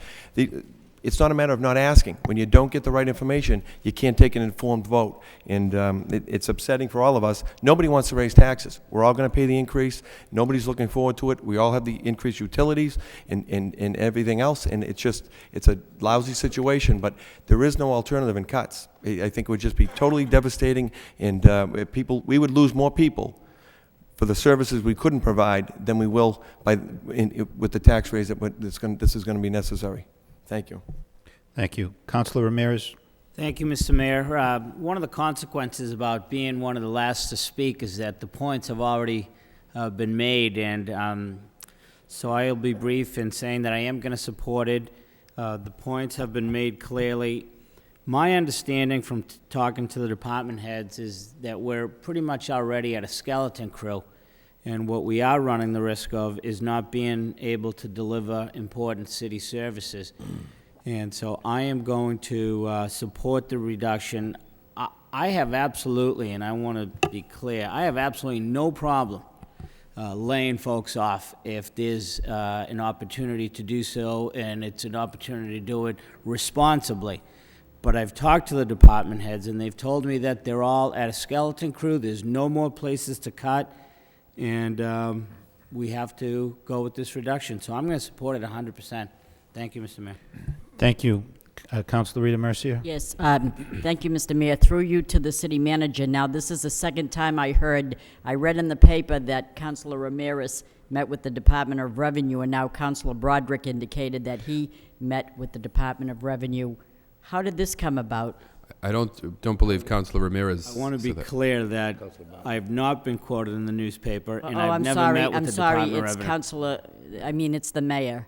Correct. Correct. Okay, so how did this come about that councilors seem to have met with the Department of Revenue? Because I didn't know anything about this. What the department, I've advised the council previously that the Department of Revenue was coming in to do an operational review for us of our financial systems, and as part of that, they requested meetings with the mayor and members of the council that deal with, or subcommittees that deal with financial issues, the chairman of each of those. So I've asked Councilor Broderick, because he has the audit committee, and Councilor Elliott with the fiscal subcommittee, finance subcommittee, as chairman. I'd be happy to have all of the councilors. I can set up times for all of you to sit down with the Department of Revenue. But they were looking for information relative to the role of those subcommittees, and they asked to meet with the chairman of those subcommittees. There are times in the Parks and Recreation Subcommittee that we need to facilitate and ask for money as well. They asked specifically for the financial management subcommittees, not the service-related subcommittees like Parks and Recreation or the school building subcommittee or those. Everything has to do with finance, but they're specifically looking at the financial management practices of the city. So how would they know that? How would the chairperson of Finance Subcommittee know about the financial management of the manager? Like, how would Councilor Broderick know what finances? Well, each of the Like financial Councilor. management? I'll let- I didn't know he was a can- financial manager now. I didn't realize that. It's a part-time job here. I didn't know. No, basically, they asked apparently to meet with the auditor and finance subcommittee chairs. Councilor Elliott had a prior engagement and couldn't make it, but I met with them and basically to go over what we've had in terms of interaction with the auditor. I didn't really talk about management of money. It was more so what the auditor's position has done in giving reports, forecasting, and that's when he showed me a folder that looked like my 8-year-old had completed that had been handed in for free cash that was wrong again. So that's what the meeting was essentially about, is what we received from our auditor, what I thought maybe some of the problems were, my understanding of it. They were shocked to hear that we hadn't seen the 2 letters, and that we didn't know about what the 2 meetings were for at the end of December. Other than that, it was pretty much, they were explaining to me what we should, in the future, look forward to getting from an auditor, so that we're on the same page in terms of taking votes. And I did suggest that maybe as they're going to do, I guess, a whole report on the operations, and I suggested I thought it'd be great for them to come in and meet the whole council individually, because it was an eye-opener for me, quite honestly, in terms of what we should expect from an auditor. I think it would have been an eye-opener for all of us on this council. That's all I have to say. Councilor Elliott? Mayor, I've not met with the Department of Revenue yet, but I'm happy to do so, and I'm sure if other members want to meet, they're certainly entitled and welcome to. But I hope, as chair of the finance, I have some inclination as to what's going on with the finance. I have a little bit of background in it, so if other members want to join, just feel free. I don't think they're secret meetings. I think they're doing a review of the financial management systems, how we go about running the city. So. But I will be meeting next week with them sometime. Thank you. Councilor Caulfield? Thank you, Mr. Mayor. The vote before us is to amend the 2027 budget by $203,042. That's the vote before us. And we can't move on. We can't set a tax rate until we go through all these transfers and deductions. And is that so? Correct, Councilor. Right. Well, Mr. Manager? And I also want to point out that this $203,000 cut is, in all reality, is $406,000, because we're halfway through the fiscal year. So it's really a larger cut than you can imagine. And for the viewing audience at home, this vote is to reduce the deficit and help the taxpayer. Okay, so. Mr. Manager? If I may, Councilor, just, I think you kind of answered you sort of described it at the tail end of your comments there. In fact, the tax rate hasn't been set. The final tax rate is set as a result of our tax recap sheet that we submit. If the council chooses not to, I think you pointed out at the end of your comments, if the council chooses not to accept these reductions, or the council chooses not to make the transfers that are submitted further on in the agenda, the tax rate will be set, but it will be set at a higher level. Right. So the actions being taken by the council tonight are to bring the tax rate down from what was voted back in June. So I move the question. Second. I'm sorry. Councilor, I just want to add to what the manager said. The transfer of funds from various accounts contributes to the tax rate. To the reduction of To the reduction. Right. Which also could include other motions to provide other revenues to reduce that further. It's not just what you're proposing here. In other words, councilors could, on their own, suggest other revenue possibilities to lower the tax levy even more. Right? Could. I'd have to hear what those were. I just don't want, I don't want to feel like I'm in a box here where this is what I have to do and I have no other choice. Well, because I have some suggestions, and I just want to take. Councilor, on this question, I guess. This vote is fine. I think we ought to move this the question is to reduce it by this much or That's more. fine. Right. So there's a request to move the question by Councilor Caulfield, seconded by Councilor Elliott. Roll call. Okay. This is a roll call on the vote amending the fiscal year 2007 budget of the City of Lowell by reducing the bottom line figure in the amount of $203,042. Roll call. Mayor Martin? Yes. Councilor Armand Mercia? Yes. Councilor Rita Mercia? Yes. Councilor Milonazo? Yes. Councilor Ramirez? Yes. Councilor Broderick? Yes. Councilor Caulfield? Yes. Councilor Donahue? Yes. Councilor Elliott? Yes. 9 yeas. Okay, that concludes the public hearing, and we will now resume the city manager's portion of the agenda. The first item under those lists are, what do we have to, do we have to revote the bottom line, Madam Solicitor? Is that what you're trying to do? All right. I'm sorry, so after the reduction in that, I'm sorry, we have to go back. After the reduction of $203,042, we need a vote for the City Council of the City of Lowell to adopt and approve the amended budget for fiscal year 2007 for the City of Lowell, including all line items therein as if separately voted thereon, attached Exhibit A and marked Exhibit A made part hereof. So the total sum now of the budget is $280,602,983, which sum shall be appropriated and raised by taxation and all other sources, including but not limited to revenue sharing. Roll call. Mayor Martin? Yes. Councilor Armin Mercia? Yes. Councilor Rita Mercia? Yes. Councilor Milonazo? Yes. Councilor Ramirez? Yes. Councilor Broderick? Yes. Councilor Caulfield? Yes. Councilor Donahue? Yes. Councilor Elliott? Yes. 9 yeas.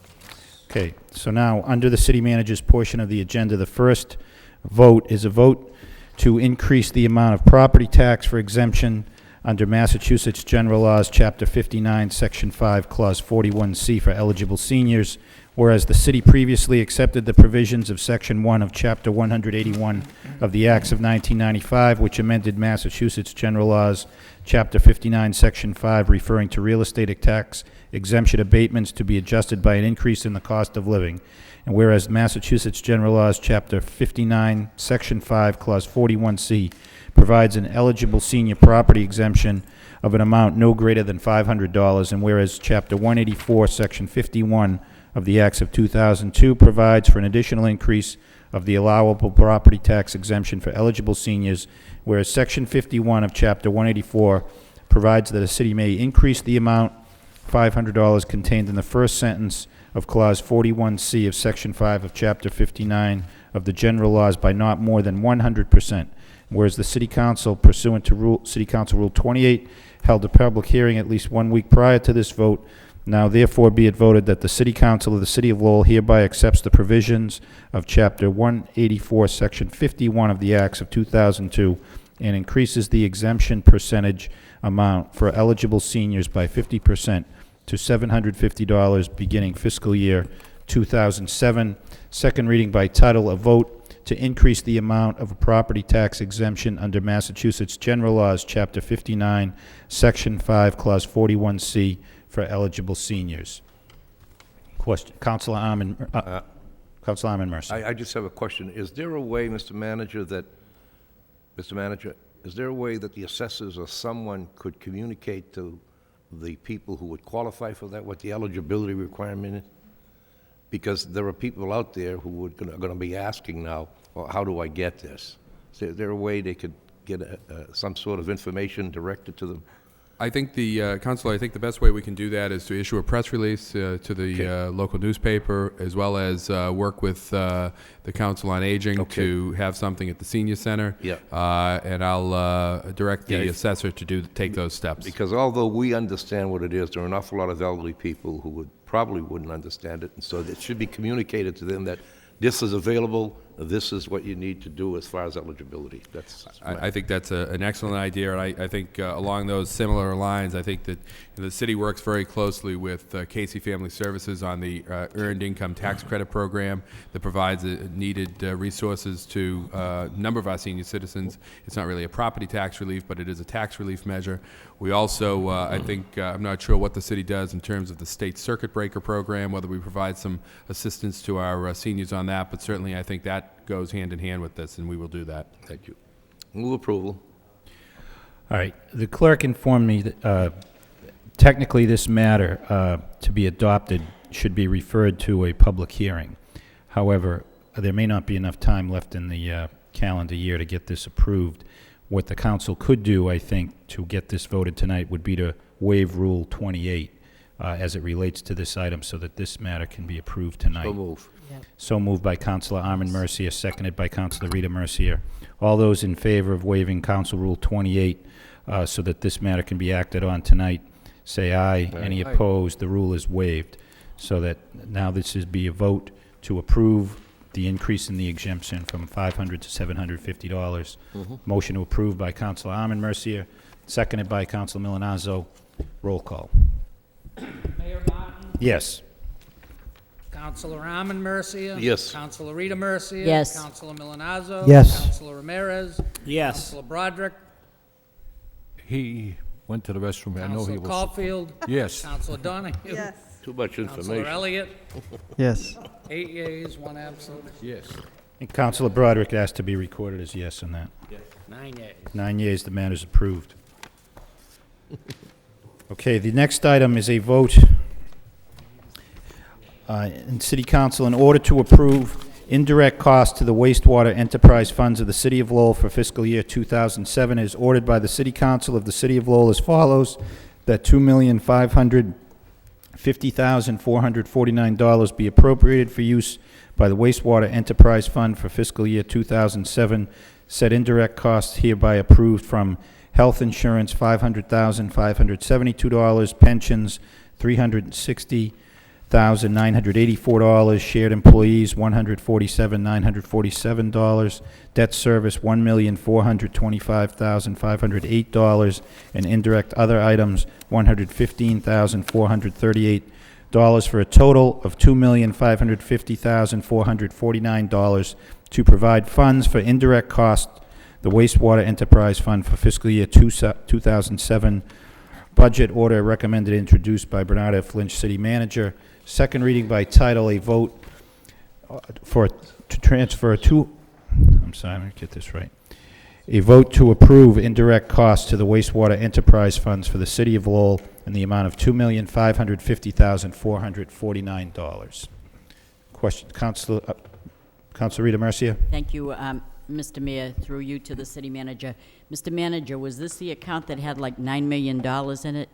Yes, it is, Councilor. And you're taking money out to offset the tax rate? Is this the vote? Essentially, this goes on to the, this is our enterprise, our single enterprise right now in the city, and these are actions that are taken generally every year.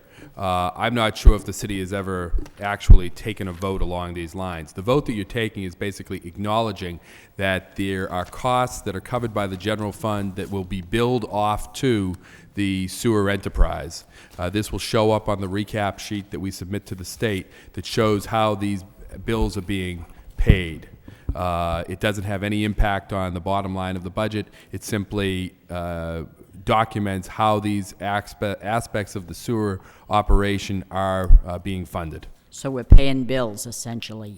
Essentially. Okay, so it has nothing to do with the tax rate or setting that? No, it does not. All right. Thank you. Thank you. Move approval. Motion approved by Councilor Armin Mercier, seconded by Councilor Broderick. Roll call. Mayor Martin. Yes. Councilor Armin Mercia. Yes. Councilor Rita Mercia. Yes. Councilor Milonazo. Yes. Councilor Ramirez. Yes. Councilor Broderick. Yes. Councilor Caulfield. Yes. Councilor Donahue. Yes. Councilor Elliott. Yes. 9 yeas. Next item is a vote to meet fixed charges and current expenses of the City of Lowell for fiscal year 2007.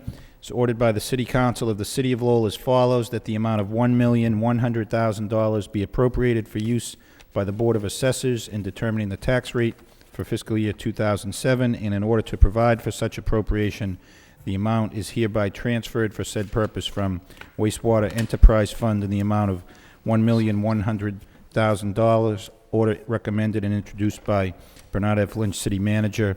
Second reading by title, a vote to meet fixed charges and current expenses for the City of Lowell for fiscal year 2007, to transfer $1,100,000 from wastewater enterprise fund to the Board of Assessors in use in determining the fiscal year 2007 tax rate. Move approval.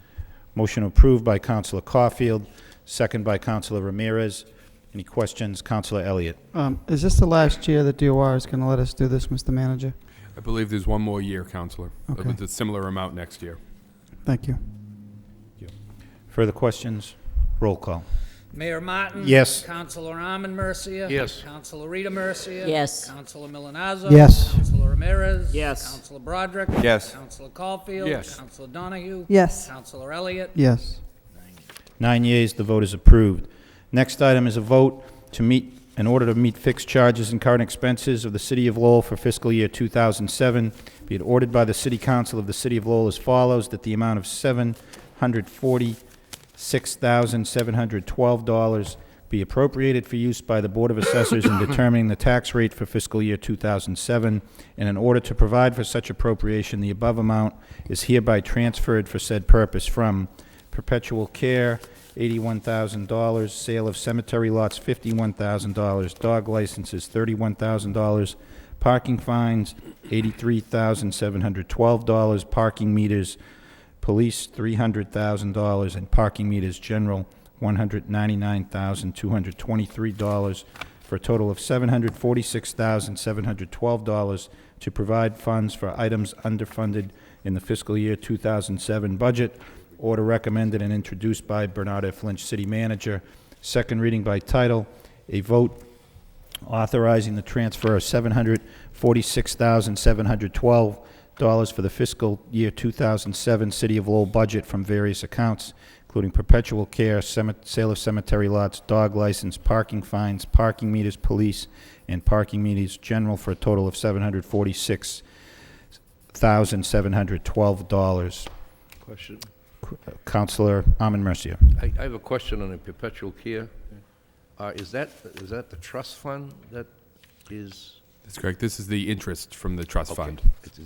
We're not touching the trust. That's correct. Thank you. Councilor Caulfield. That was the same question that I had. Okay. I move approval. Motion approved by Councilor Caulfield, seconded by Councilor Ramirez. Roll call. Mayor Martin? Yes. Councilor Armin Mercia? Yes. Councilor Rita Mercia? Yes. Councilor Milonazo? Yes. Councilor Ramirez? Yes. Councilor Broderick? Yes. Councilor Caulfield? Yes. Councilor Donahue? Yes. Councilor Elliott? Yes. 9 yeas, the vote is approved. That concludes the city manager's portion of the agenda, which would, Councilor Caulfield? Thank you very much, Mr. Mayor. Through you to the manager, Mr. Moses. I guess this is where the rubber hits the road. What is the bottom line on the amount of money you're looking for to raise the tax levy? $6,443,000. $6.4 million.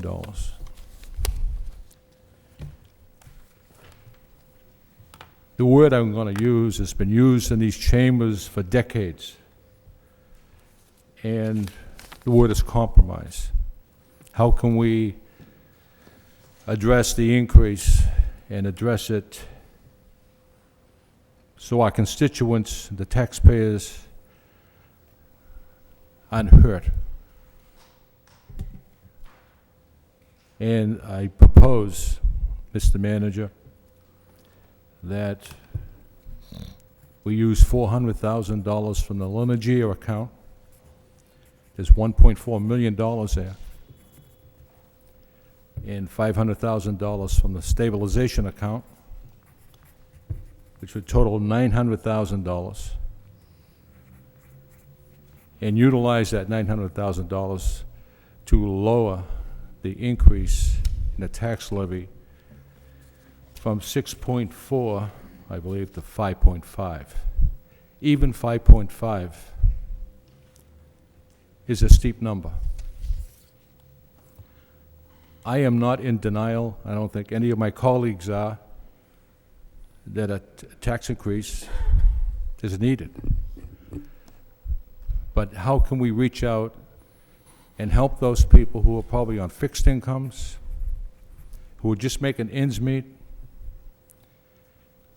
and are going to struggle?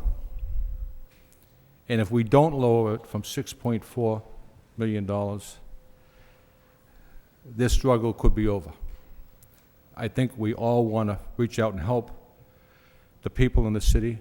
Mr. Manager, I know how difficult a job you have. But believe me, we don't have an easy job either.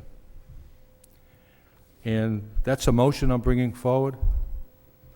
Maybe my colleagues have a better motion, maybe a better alternative, maybe a better way of lowering that $6.4 million. And I would certainly be open to any suggestions that they might have. But I want to stress the word compromise. And I will certainly relinquish the floor to my colleagues if they want to address it. But we have to put our best foot forward. And we have to let the people know that we're willing to go that extra step to address that issue. Thank you. Counselor, you're bringing as a motion, which technically is not on the agenda. This has been kind of a freewheeling discussion, so I think it should continue for the moment, but, any formal motions may have to be brought back in a more formal way next week, but why don't we have the manager address it and have the discussion if there's no objection to that? If I may, Counselor, just a couple of points. First off, there is no such thing as a Lenagear account. There's the money that came in from Lenagear. We were able to convince the Department of Revenue that we should be able to utilize or increase our revenue estimate on miscellaneous receipts by $525,000 because that portion of that payment that they made is attributable to fiscal year 07. We were able to convince them of that. They were not supportive of anything beyond that. But I think it's important to clarify there is no such thing as a Lenagear account. That money goes into the general fund. It's part of our overall receipts. What that means is that at the end of fiscal year 07, assuming all of our other receipts come in as projected, we will have a little bit more in that account that will be able to be counted towards our free cash. If we do not, and this is why the Department of Revenue frowns upon this, if we are not able to bring in, for instance, if building permits go down or motor vehicle excise taxes go down, then we will not make those targets, and this will at least hold us steady to our revenue estimates on miscellaneous receipts. But to say that we're going to transfer it out of an account implies that it's a receipt that's been reserved for appropriation, which is the technical term under Massachusetts finance law, and that is not the case. It is not a receipt reserved for appropriation. It's just part of our overall collection of revenue, and it's not able to be transferred out. The other point is on our stabilization fund.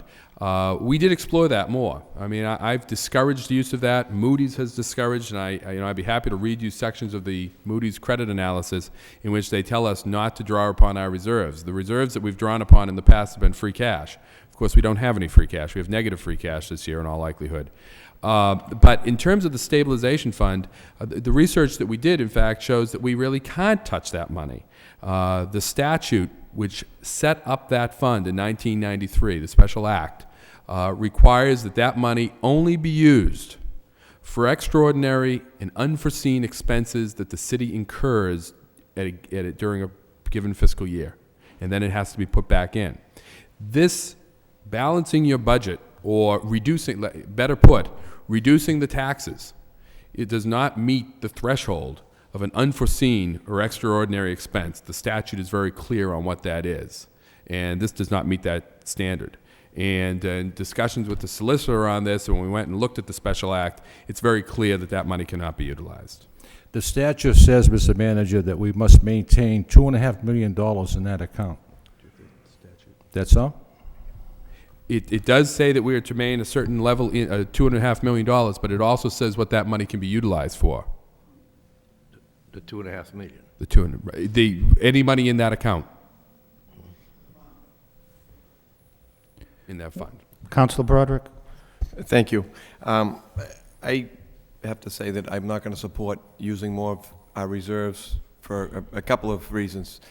Number one is I look at tonight's vote as a vote for fiscal responsibility. We have to make a decision. Are we going to continue to use the rest of our reserves to lessen a difficult vote, or are we going to take a tough vote that nobody wants to take? This vote has come on us like a runaway freight train. It seems like 3 months ago, 3 months ago was 3 weeks ago when we started discovering these problems, and, everybody knew this vote was coming, and it's not pleasant, and we've all had it all weekend and been agonizing over it, but, the council made votes before to spend free cash. There's no question. Nobody's arguing that, but they did it without knowledge of 2 DOR letters, a Moody's report. We have full disclosure now. We have a a fiduciary responsibility to the citizens of Lowell. We have to make the right call here. And if we want to have a stable financial house, we have to make the tough vote now. If we use the rest of our reserves or a portion thereof, it's going to fly in the face of what Moody's has told us. They've given us a negative outlook. And in my discussions, or the discussions at the finance subcommittees, is that in all likelihood, our bond rating is going to drop. And the next drop is to a BAA or something of that nature, which could be anywhere from 1/8 to 1/4% on our bond. We're going to go out to bond. I asked Mr. Moses at one of the other meetings, we're going to go out to bond for approximately $86 million in the next few years. You know, that's CSO, $47,500,000. School plans, $1.7 million. Maureen Butler Schools, $22.5 million. Church acquisition, $1.1. Water treatment, $7.3. The garage, $2.25. Arena, $4 million. And we don't have in there the auditorium. I met with the folks that run it. They're talking upwards of $25 million. You know, 1/4% on $1 million on a bond, you were looking at $2,236 per year, okay? That's, I'm sorry, $26,000 for each $1 million. We bring that out, if we put 25 on that, round it off at $100 million in the next few years, we're talking about, you know, adding $2,236,000 a year on our debt service to simply to throw $400,000 or $900,000 into the kitty right now. And it's a recurring bill. We haven't heard that these are going to be guaranteed cuts. We're going to have to make up the money next year. It doesn't make any sense fiscally. I don't want to sit here and look at my neighbor and make this vote and look at my neighbor tomorrow and say, hey, how you doing? You know, want me to bring in a trash barrel for you? You know, and then say, no, pay my tax bill. But the reality is, if we don't make this difficult vote, then we're not doing our job. We're just prolonging it like we did last year. Part of this vote is to cover for last year. So I understand the compromise and the reason for it, but I can't support it. I don't think it's in the best interest of the city as much as the taxpayers, and myself included, are going to feel the brunt of it. The only alternative is cuts. I talked about my feeling on cuts. There were none made, no motions to cut made anyway. This is really the last, this is it. This is all we can do. I don't think we should lower our, hurt ourselves more by throwing money in. That's going to be a negligible effect, although an effect, and I don't want to downplay that. Any help is help, but the reality is it's going to hurt us in the long run tremendously. You multiply these numbers out for 20 years, or it hurts our borrowing power. These are, by the way, these are not just numbers, pie in the sky numbers. These are projects we've already authorized. They just haven't been bonded yet. So we're committed to these projects. We have to make sure we can afford to pay for them. Thank you, Mr. Mayor. Thank you. Councilor Rita Mercia? Thank you, Mr. Mayor. This is a difficult vote, and it isn't pleasant to vote to raise taxes. And what happened last year was beyond my control, that I didn't realize what was happening. But I want to compliment my colleague, Councilor Caulfield, for bringing this back again, because I was willing to support it. I didn't know that it didn't meet the threshold of the Department of Revenue. I know that they're sticklers to say, and I know they offer their opinion. They say, you can do it, but I would frown against taking any more towards it. So I kind of want to be in line as to what their decision is at all, because I didn't think, I interpreted it the same way Councilor Caulfield did, in that if we were allowed only to keep $2.5 million, and it's a little bit over $4 million. I thought we could at least take $1 million, although Councilor Caulfield suggested $500,000. I didn't think that was a big deal, but I thought it would have helped to some degree, as well as Leonard Gier bringing into the city $1.9 million, and we took $500,000 out of that. I thought we could have added another $4,000, and we kept $1 million and put $900,000 to offset the tax rate. Anything that we can do to try to save some money somewhere. So I compliment my colleague for at least trying and being a stickler with what he believed, because that's what I believed. But I do want to say, Mr. Manager, that we will control our spending. We just have to. It's imperative that we do that.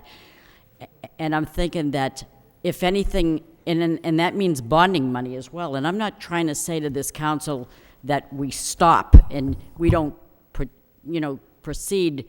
And I know times were tough back in 2002. We didn't have the money. We get cut like $10 million from the state, but we didn't die. We didn't stand still. We moved along a little bit slower than we would like to have done, and I think that's what we're going to do. Having said that, I think there are ways that you can help us. One of them is to create an aggressive campaign to try to sell off unused or unneeded property. That you must do. Why I say that is because I brought forward a motion a while back about a piece of property that was left vacant, because I don't know where the property owner is, and I feel bad. Maybe he's in a nursing home. I don't even know that.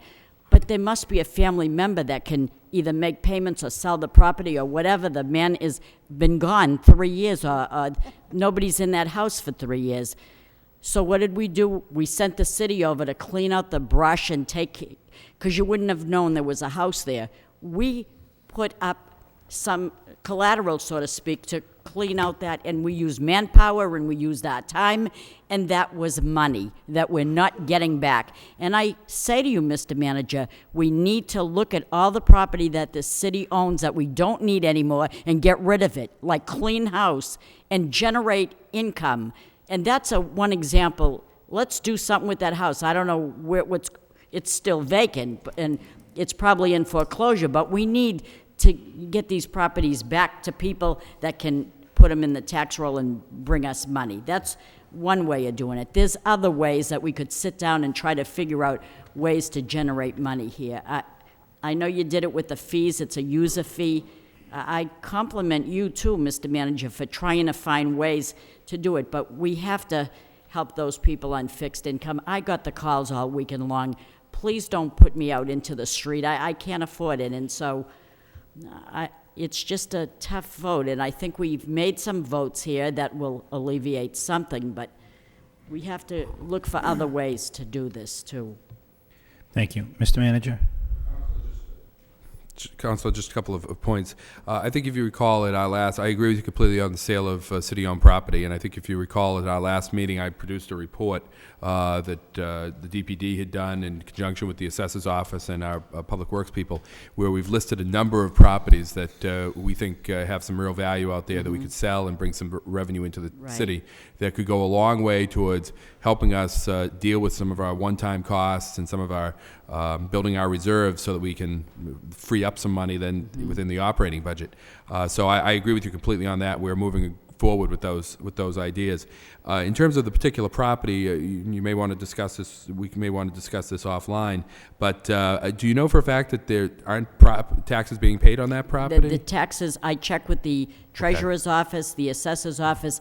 They haven't been paid in 3 years. Then we should be and aggressively. It's totaling like $15,000. And why I say this to you, Mr. Manager, is because $15,000 probably is a drop in the bucket, but if you look at all the properties that is not generating anything, tonight we had a yard sale. That's a good thing. You know what I mean? It's a simple little thing like that. It's not bringing in any revenue. Now it will be, and someone can use it, and that's taken place all over the city, and we just, I agree completely, Councilor, and I've instructed the treasurer, to the collector, to be very aggressive in going after those properties that there are back taxes on. He's assured me that he has been aggressive, and I've instructed him to be more aggressive, that we have to take those properties, and we always get our money from those properties, one way or the other. But one way or another, we should act to ensure that the taxes that are owed to the city are paid to the city. And if you want to let me know or let Assistant Manager McCarthy know what the address is of that property, Yes, I will. I'll check on the status. I assume it is being it's 61 Wollaston Street. Okay, I assume it's going through the process, which does take a little bit of time through the land court, but we will do that. 3 years? Yes. Jeez. Then we ought to find the laws to make that more streamlined, because this is crazy. You'll be fighting with the nursing home too, could I? Councilor Milonazo was Thank you, Mr. Mayor. Just quickly responding to Councilor Rita Mercy, we did get information in our packet last week of all the city-owned property that is currently going through disposition now. But I wanted to comment on Councilor Caulfield and say that I understand and respect where he's coming from, and looking at trying to reduce the burden by 900,000 is something that I can understand why he would bring that forward. But again, I don't want to lose sight of the fact that this council has hired a professional city manager with a strong fiscal financial background. And I think that as we work with the manager and work with him in this, basically his first budget, I think we need to, give him a wide berth, if you will, to try to come up with the best recommendations as we go through and try to deal with the problems of the FY07 budget. We now have a CFO, we're about to have a new auditor, and I think going forward, we'll be able to improve things for the taxpayers in this community. So again, I'm looking forward as we go and continue to work with the manager on the FY07, and then as we get into the FY08 budget. Thank you. Councilor Armin Mercia. This $6.4 million increase in the levy, has anybody estimated what that would mean in terms of a tax rate, an increased tax rate?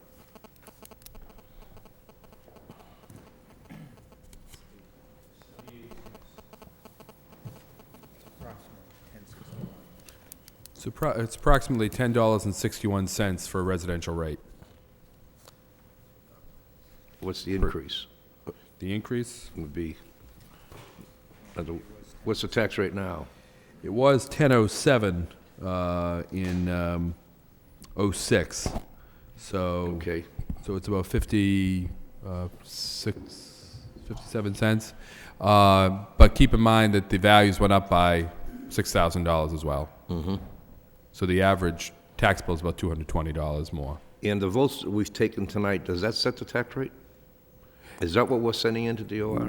You're not right. You're not actually setting the tax rate. You're setting the votes you take in terms of how much to spend and how much money to transfer in. Right. And we've pulled at all of those and raising fees so that we can count those revenues at a higher level. Those all go into the calculation of our recap sheet, which by then sets the tax rate. Okay. Is there a special vote to set the tax rate? No, there's not. So everything we've done is what ultimately is going to be setting the tax rate? That's correct. That's why I said earlier, Councilor, that if nothing had been done tonight, if nothing had been done a couple weeks ago with the fees, the taxes in this city for the average homeowner would have gone up over $320 next year. By the actions we've taken, they're only going up about $220. I'd like to discuss a little bit more about this Letargia money. Mm-hmm. That was money that was owed to us on taxes that were not paid. Was this a tax bill? No, it was not a tax. It's a payment in lieu of taxes. Well, okay. Same thing. But there is a distinction because that in other words, determines where the money goes. If that would have been a foreclosure tax payment instead of a payment in lieu of taxes, absolutely, you're saying then it could have been used. No. I don't understand the rationale of them saying that we can't use money that's owed to us. For instance, if you foreclose on a house tomorrow and it had a tax bill attached to it, and the check was sent to the city, where would that check go? To the general fund. And therefore, it couldn't offset. It wouldn't be sent in as a receipt reserved for appropriation. Okay, so it would go into a free cash. At the at the end of the year. At the end of the if year, everything balances out. Assuming all of your other revenues came in, then it would generate free cash. Okay, so the amount of money that we have not used for this year's budget from Letargia's payment in lieu of taxes is in the general fund, and if everything goes well all year, that'll end up being in the free cash for next year. Correct. And we just cannot use it to reduce this 50 cents or 60 cents. Correct. Is what you're saying. And the only avenue open to us, as I understand what you've been saying tonight, is this Letargia money, which we can't use, and the stabilization money, which we can't use. Because my idea was to go along with what Bud Caulfield was saying, let's reduce this 58 cents down a little bit more so it's more palatable in the community and less hurtful to the people who have to pay the taxes. But you're telling us that it can't be done. That's correct. And if I could, I think this highlights the serious situation that the city finds itself in, that we're at the total end of in terms of trying to find anything for reserves to do anything. The city has and this is what Moody's has told us. This is what our financial advisors have told us, that we've drawn down everything so much that we have nothing left. And that's where we find ourselves. It was a bad practice to do that. I certainly appreciate why it was done the way it was, but we don't have any options right now short of cutting the budget. There is something left. I mean, Moody's and people must recognize the fact that we have a stabilization fund that is far and above what we're supposed to keep. I mean, I don't know how they assess these things. Well, Moody's isn't the issue there. Moody's or DOR, all these people who are not here dealing this stuff with us, let's realize that there is still some very financial stability in this city, in this government.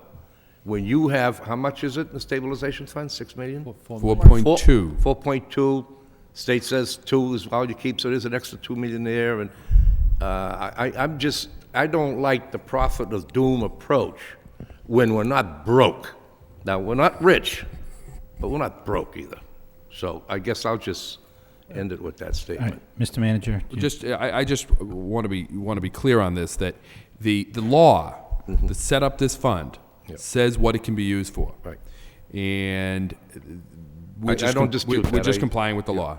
The issue of Moody's, though, in terms of our reserves, we really don't, when it comes right down to it, we count that on our books as a reserve, but since it's limited, it's really zero. But to give you some sense, it represents about 1.5% of our operating budget. The standard is to have a minimum of 5% for Moody's. They prefer something closer to 10. I think I gave the example in the recent piece I provided to the Lowell Sun. It's like a family with an income of $40,000 only having $400 sitting there in savings. And what happens if the water heater goes, or the car goes? Once these tax bills go out, those people with $400 won't even have $400. So, well, thank you. You've answered my question. Councilor Donahue. Thank you. I think the stabilization account is an interesting issue because, I mean, obviously it was a result of a bad time for the city because the control board came in here. And when we were in the subcommittee a few weeks back, the question I asked him, what I suspected was, the budget was different when that was put in place, but when the state told us to hold $2.5 million in a stabilization account, our overall budget was only $122 million.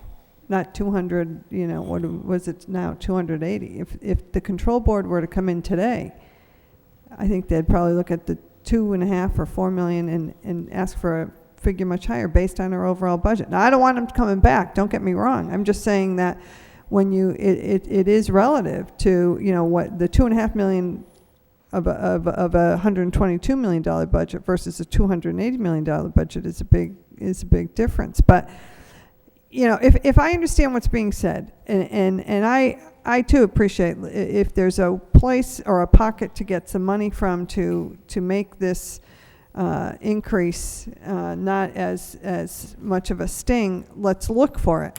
But if I understand what you've told us about, we've already talked about the stabilization account, but Lenergia, if we were to go ahead and put in a recap sheet all of the money or more, more than what you've negotiated with them, then they're just not going to allow it, right? And we'll be right back where we were last December. We'll be coming in for a special meeting because they won't certify the numbers, it won't work, and then we'll be doing all this Mickey Mouse catch-up. I mean, that seems to be what happens.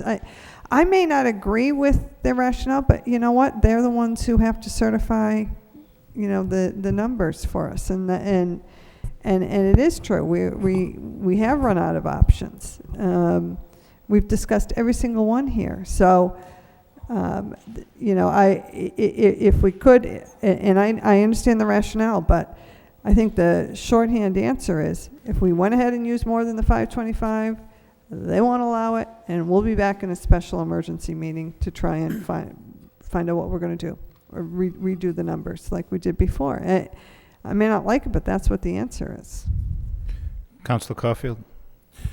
Thank you. I don't know if my colleagues have all spoken, but in all due respect, Mr. Manager, the $1.9 million the city received in lieu of back taxes from Linegia, as far as I'm concerned, as far as my colleague Ahmed Mercier is concerned, it was revenue brought into the city. Now, you did use $500,000 of that. Why did you use that? Because that was payment for the FY07 pilot. Then why can't we use another $500,000? That's all I'm looking for. Something, just something to because- help the taxpayer. Because it isn't a recurring revenue. But it's revenue. And it came in after the deadline for, But it's revenue in our general fund. it isn't available for appropriation. But that's your opinion. That's the Department of Revenue. And with all due respect, Counselor, they're the ones who make the rules. Well, I disagree. Councilor Elliott? Well, I understand Council Caulfield's point. In fact, we've discussed this many times in the subcommittee, and I understand his point, and I happen to agree. I mean, it makes sense, and people at home must be saying, okay, we got 4.2 in a stabilization fund. It's supposed to be used to stabilize our tax rate, and they have been reading and watching and listening week after week, month after month of fiscal news or bad news. So why can't we use it? Why aren't we using it? We had plenty of free cash in years past. Here we are. It's a 1.5 million payment from Linegia that comes to the city, and I understand Councilor Caulfield's point. Unfortunately, if you look at the recap sheet, that's the way that our reporting requirements are. There are deadlines that we can't just arbitrarily change from the Department of Revenue. So the people at home need to know that the stabilization cannot, it's essentially for an emergency and unforeseen, something that just comes out of the blue that we didn't budget for. They won't look at us taking $500,000 out, and I thought it was a good idea, and I do think it's a good idea, but they're not going to let us do it. They're just going to ignore it. Council Dunny mentioned it. We're going to be back here in December saying, guess what? We disallowed some of your costs. You can't be using the stabilization fund money for, to supplement your budget. And it's sort of like the law enforcement trust fund. You can't use that to supplant your operating budget. Sometimes it just doesn't make sense. There's no common sense. But those are the rules, and that's the rules with the Department of Revenue. So, and again, I thought his idea was, to use some. We all want to reduce the burden as much as we possibly can. We didn't get into this mess overnight, and it's going to take some time to get out of it. And but if you're saying that there's no sense, if the Department of Revenue is saying, guess what, we're not going to allow it, it's not going to be considered a receipt reserved for appropriation, then we're spinning our wheels, and there's no sense on trying. And I told Councilor Caulfield that it makes some sense, but if we can't, we can't. And if we can't use the stabilization, we can't. No is no, and that's why the Department of Revenue is there. They do set the rules, or they do implement and enforce the state laws, and that's what we have to abide by. But I have received the calls as well, and we all have. People don't want to lose their homes, and I understand we did help with increasing the exemption, but that's not going to help anybody. What I have also heard is, what is going to happen next year? Is this just, is it going to continue to happen? 2 years ago there was an increase. Last year it was marginal. We know that taxes have to go up this dramatic every year, and sitting in as many meetings as we have with you, Mr. Manager, and putting plans into place, putting processes into place so this will not happen again, we can tell people that it won't. We have some challenges ahead of us, and challenge, it's not just a word that maybe it will or maybe it won't. We have to get the house in order. It's been a house of cards that has been ready to collapse, in my opinion. And I know a couple of the speakers mentioned it's the council's responsibility. It absolutely is. We have a responsibility. The auditor has a responsibility, the CFO has a responsibility, and the manager. And people should just know that the council just didn't sit back and let this happen. And it started in October of '05 for our meeting, October 11th. Motion was filed. And I'll just go through it just real quickly, because I want the people to know that we were on top of this. But when you don't get the information, and it's not about pointing fingers, but people at home want to know, I hold the council responsible. I vote for you. You have a job to do. And we did it. But on October 7th, the motion was filed, of '05, by the way. Motion on November 1st to ask the audit, of '05, this is asking the auditor for free cash. Never got the information from the auditor. Again, December 6th, '05, motion auditor to request information. January 10th of the next year, this was after all of our meetings. Filed the motion, and the Finance Subcommittee met the following week, January 10th, asking to put a process in place for '07 budget. So again, it wouldn't happen. Tuesday, October 4th, report policy on outlining time for budget. Report on the independent. And again, on May 16th, and this is probably just my personal frustration, before we went into the budget session, I filed the motion asking the auditor for the fund balance, and also we asked for an itemized list, May 16th, of revenue to be used in '07 budget. People need to know we didn't get the information. So we received the budget, as Patrick O'Connor and Ms. Sikowitz mentioned. We can only go with the information that's in front of us. We can't spend our day in the auditors. We're not supposed to, first and foremost. We can't be in the treasurer's office collecting receipts. That's not our role. We have one role, and that's to implement what's in front of us. So we asked for regular reports. We didn't get them. That's why I believe we made the change. Moving forward, regular reports, where are we? Looking at trends to do. And Mr. Manager and Mr. CFO and the new audit, that's what we expect. So people at home should feel reassured that we did our job, and we're doing it, and we're going to continue to do it. But we are in, these are necessary steps to keep the city. People want the city running smoothly. They want police protection, they want fire protection, they want our trash picked up, and we're at our bare bones. We made some cuts in July. We made additional cuts.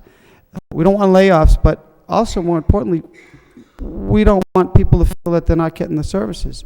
People will pay their taxes, I believe, as long as they know that the money is being used prudently and they're getting the services. So I guess I've sort of been waiting to sort of recap this for quite some time. It is about moving forward, and they're not easy votes, and some people will be upset.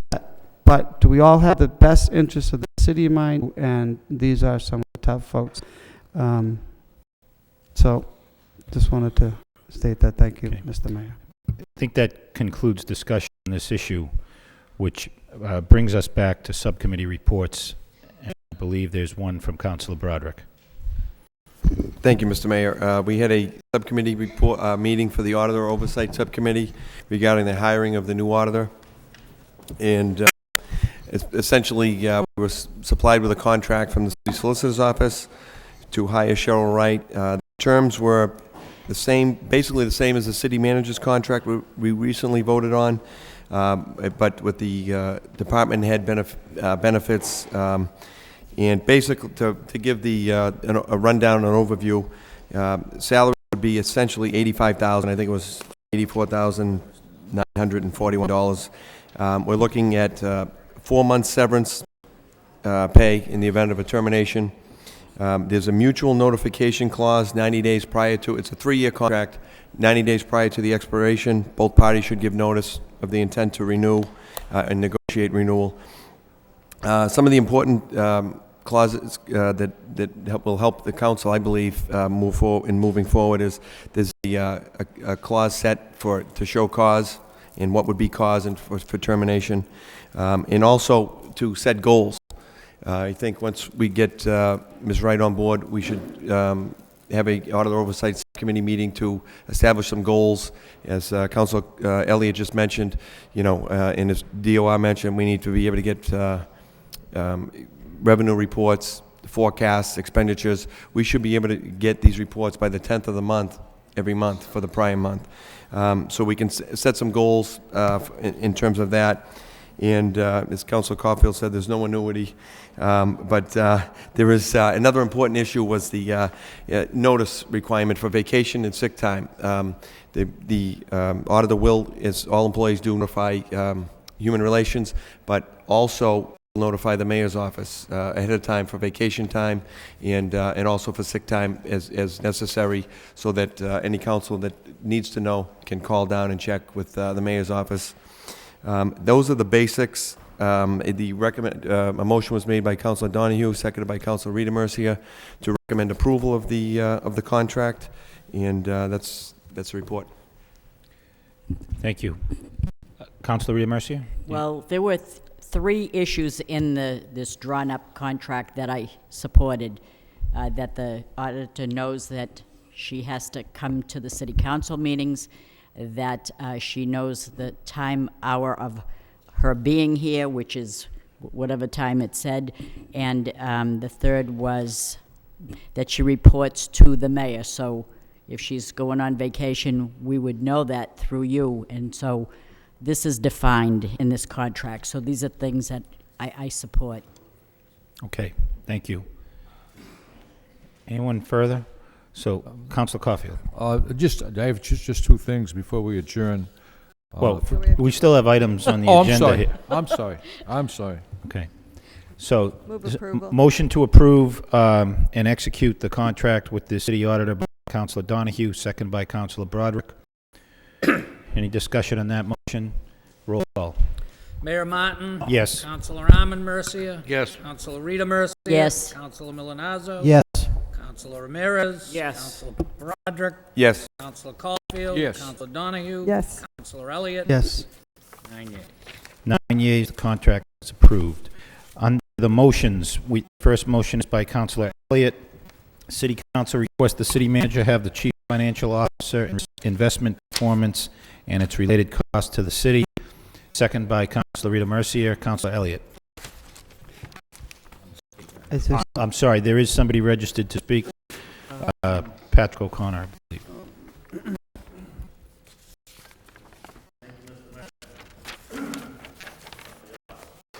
You hear me okay? Yep. Okay. It'll go, huh? It will. I registered to speak. I saw this on the agenda because it has to do with the retirement system. As you know, I just brought up during the budget system the amount of money that we actually do put in the retirement system. And that number keeps growing every year. I want to thank the manager for making reference to that. You know, that's done under state law. However, it was state law that I read that made me question this, is because under Chapter 40ID, which actually refers to Chapter 32 as well, which is the retirement, the contributory retirement system, says that any city or town or district are not allowed to put in more than 5% of their previous year's tax levy, and which would cap us at somewhere around $3.5 million or $4 million, and yet we seem to put in an awful lot of money. Now, there may be 100 other laws that contradict that or whatever. I researched that for any amendments to that. I couldn't find them. I went through the past books. I couldn't find them.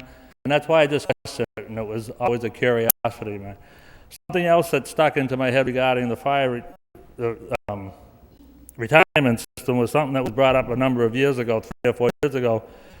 It was the fire department who has a reserve list in this retirement system.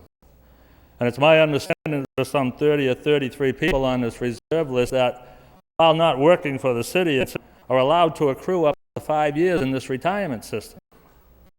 And if they get hired, they get 5 free years. Now, that's got to cost us money. And not only that, I mean, the employees that pay into the system that are paying 11%, 9% have got to be, should be up in arms about that you would give this money away. And these are just things that there's one concerned taxpayer I'd like to know about. I'm just concerned about, how we throw money. I don't want to say throw money away, but how we spend money. I'd like to look at it. And just finally, in closing, I would like to say in fairness, as you all know, I know most of you. I know you either personally, through your friends or your relatives, whatever. And I know that you're all good people, and I know that you care about the city. All right? And in fairness to budget issues, I have not, and I should have, tore apart the school committee. The school committee as well is responsible for this budget and a good, better portion probably than the city. However, with that being said, I'd like to wish you all a Merry Christmas and have a very New Year. Thank you. Thank you, Mr. O'Connor. Same to you. Councilor Elliott on the motion. Thank you, Mr. Mayor. First off, is there such a provision, Mr. Manager, that Mr. O'Connor referred to with the limits, fire? how much? Oh, with the fire. I'm The not list? sure. I'm gonna check on that. I'm not aware of that, but I will check on that to get a better understanding on that. And we can incorporate that in the report. Okay. And then the reference to the chapter. I mean, that would seem odd that while on a list, they're allowed to accrue time. Yeah, that may be a local retirement board regulation. I'm not sure about that, Council. I'll have to check on that. I've never heard of that before. Do we currently have a list, a reserve list of firefighters? I believe we or do, is yes. there is- How long have we had it, do we know? That I'm not sure. Okay.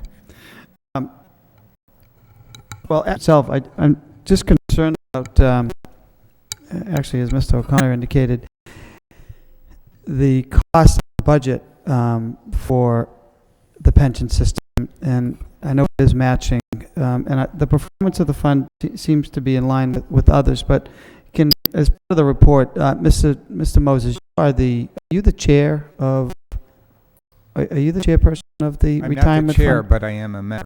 Who acts as a chair? Do they vote? Or Chair is is elected. It's elected, Yeah. okay. I did have some concerns, just to let you know, this is an annual report from PERAC on all the retirement systems in the state. And who makes the decisions on where we invest our money? Is that a collective motion of the board? That's a decision of the board, yes. And I'm only concerned because last year, the city's side of this increased over $800,000. When we go to look at the budget, that is a buster. That is one area that we need to do better. The fund needs to do better, or is it the administrative costs, or are we putting them in, the right funds? I did see one. There's one fund, the Senior Tours Players Fund. It says this is a report. This Senior Tours. It must be a golf Senior Tours Fund. One. And we have a fair amount of real estate. So, just get a report where we are at. And I'm not criticizing the board. I just want to know how we can reduce our costs that really the taxpayers are paying by increasing our yields. And I'm not saying putting, leverage into, higher risk funds, but maybe we need to take a look at it. It seems like we have an awful lot of people managing the fund too. So maybe getting they have far less, and let's say that the core of our investments are PRIT. Can you explain that to me? Yeah, PRIT is is essentially a fund of funds run by the state. Okay. And I don't want to mislead anyone in the public. I am actually new on the retirement board. I've only been there for 2 meetings, but as I understand it, that PGA Tour Fund is a very small portion of the fund that's dedicated toward what they call our alternative investments, alternative asset classes, right, that act to move counter to the stock market and the bond markets and stabilize some of your returns, as long as you only use a very small portion. Okay, I spoke on the motion. I'm concerned as to, naturally the performance, as we all are, and I'm not trying to, involve myself in an area that we should, but it does have an impact when we're going from 11.6 million to 12.4, and just trying to shrink that gap, and how do we do that? And Mr. Moswar, it could also give us the impact of, there are 2 line items. One is retirement expense of $261,000, And then there's another one, early retirement workforce reduction. How long is that? How long was that spread over, and all of the costs associated with that? And how many of those positions did we backfill? 'Cause that's where the savings was supposed to be. That's another $900,000. So when we look at closing the gap and reducing expenses, these are some things that are, really trying to, they're croaking our budget. So Just in the motion, I would like to see a report on that early retirement figure, and what the practical shakeout was, because I mean, I didn't support it, but we were told it was going to save us over $1 million a year. I know a number of positions are filled. I don't know if all of them are, but I know we've paid people 5 years early to go out, and so I would like to know that. There's nothing we can do about it now, but I would like to know what that figure is and what the net effect of that vote was. I also would like to know, this I believe Council may have already asked, but the type of investments, and I mean, I know you just have only been to a couple, but are we in high end in too many? Are we too weighted toward aggressive type of things? It may have paid off in a good market, but could also crash and burn in a bad market. So, I mean, are we prudently spreading the money around? That's a big concern. So if we could get some report on that. Thank you. Mr. Manager, do you have something to add to it? The only point I would add is that the retirement board, retirement system of the city of Lowell is separate from the city of Lowell. So I just want everyone, particularly the public, I know the council is aware of this, I want the public to know that we have 2 votes. The auditor sits ex officio, and then the manager designates someone. I obviously have designated the CFO. We have 2 votes on a 5-member board. This has been a pet issue of mine for a number of years. There should be more balance. In effect, there is balance with the retirement system we have here. The management has 2, the employees have 2, and then a neutral is picked by the 4. But I think people have to understand that the way the system essentially works is that what an employee puts in is known. It's known by their when they come to the employment of the city. Depending upon that, it's either 7%, 9%, 11% of their salary goes towards their retirement. What an employee receives when they retire is known by law. That it's depends upon their years of service and their age, and then their top 3 years of salary. The difference between what they put in and what they're eligible to receive, both set by law, the difference between those is what the city has to come up with. So it is imperative that we make that the retirement system make investments, that it hold its administrative costs down, that it hold down its fees that it's paying. So I think the questions that are being raised are very good ones, and ones that Mr. Moses and I have talked about over the last couple of months as he starts to sink his teeth into that. But I think that it is a major issue for us moving forward, just as employee health insurance costs and retiree health insurance costs continue to escalate. Employee benefits, as was pointed out by the speaker earlier tonight, are a large budget cost for the city, and they are a budget buster, and they're tough to bring under control, but that's where we have to dedicate a lot of our energy. Thank you. All those in favor of the motion say aye. Any opposed? The motion is approved. Next motion by Councilor Elliott. City Council requests the city manager take necessary steps to name the new bridge across the Merrimack River in honor of former mayor and city councilor Richard P. Howe. Second by Councilor Caulfield. Councilor Elliott. Thank you, Mr. Mayor. Most of us work with Councilor Howe sitting here. I had the opportunity to sit next to him for 8 years.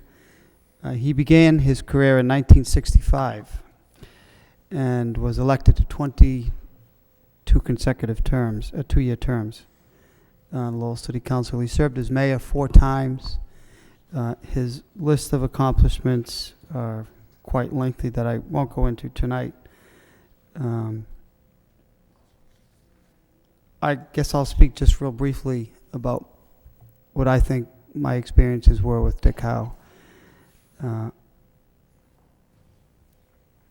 8 years, in retrospect, I think I was fortunate to sit next to Richard Howe, having so much knowledge and experience in being a city councilor. The first couple of years when you come on, you're elected, you feel good, and you think you know a lot. You think you probably know it all, but in comparison to someone that has sat there for 3 and 4 decades, it was a real eye opener. But I think people know Dick Howe. He was tough as nails sitting here on an issue, particularly if you were on the other side of, or you had an opposing view. And I think all of us had our share of being on different sides of the issue with Dick Howe. He spoke his mind, and he would let you know where he was at. But there's another side to Dick Howe that people don't see. He's a wonderful father and a good husband, and all of us have probably mentioned his wife Mary. She is a saint, and but as a colleague, he was a civic leader, and I think I could call Dick Howe a friend, because he wasn't afraid to give you opinion, but he also wasn't afraid to give you advice and guidance. So you look at his family, Dick Howe Jr. and his daughter Martha and Peter, and his grandchildren. They're just good people, and they're a testament to their father and their mother. So I thought about this, and I've been in touch with the family on exactly what we can do. Councilor Howe's been out of office for quite some time now, for several months. And considering the man gave 40 years of his life to public service, and he mentioned it often that he thinks public service it's noble to serve in office, and he was very honored, I think, every election that he served, and those are things that I certainly learned from Dick Howe. And be honest, straight up, people may not like it, but at least they'll respect you for your opinion because you believe it and you believe what is right for the people. So, for all of those reasons, that's why I filed this motion.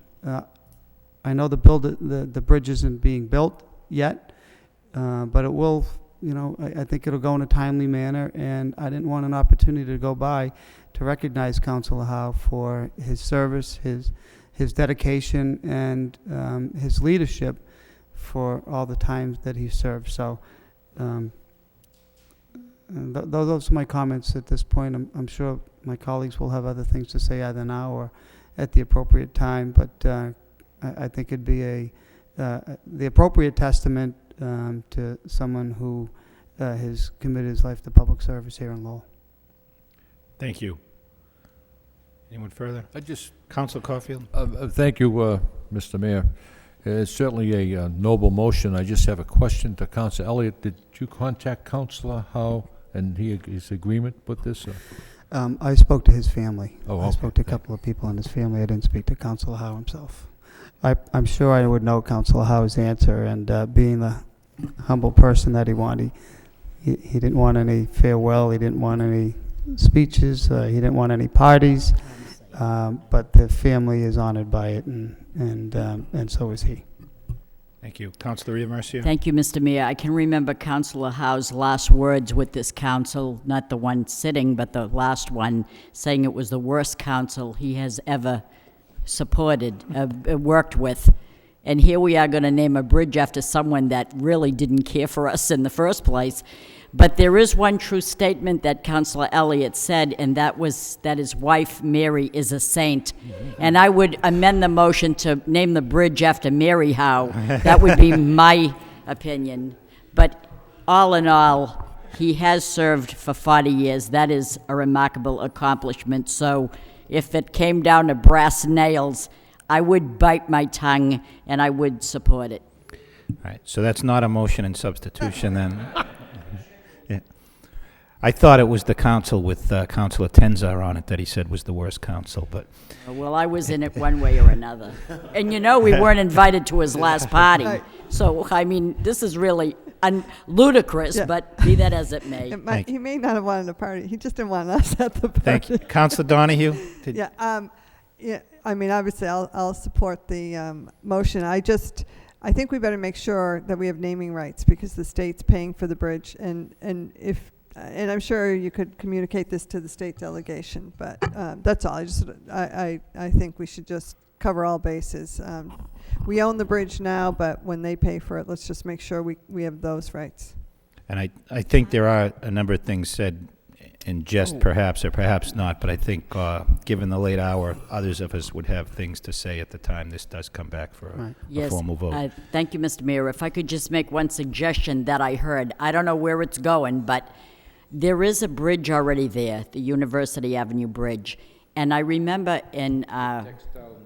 all right, it's a textile memorial bridge. And I know that to dismantle it will cost somewhere upwards of $3 million.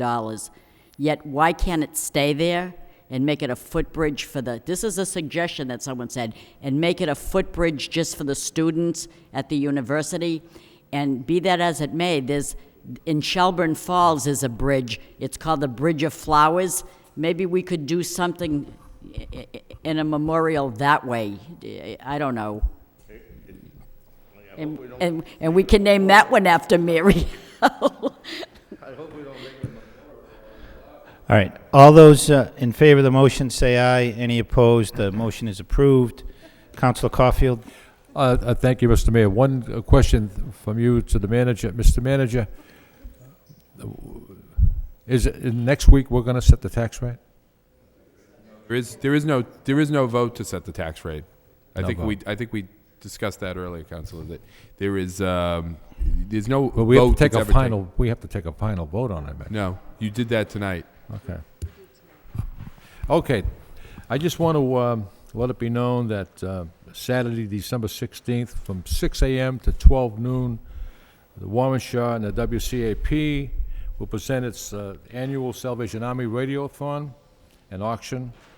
Donations will also be accepted, and I hope to see my colleagues at WCAP. Thank you. Okay. Motion to adjourn by Councilor Armin Mercia, seconded by Councilor Broderick. All those in favor say aye. Any opposed? Meeting stands adjourned.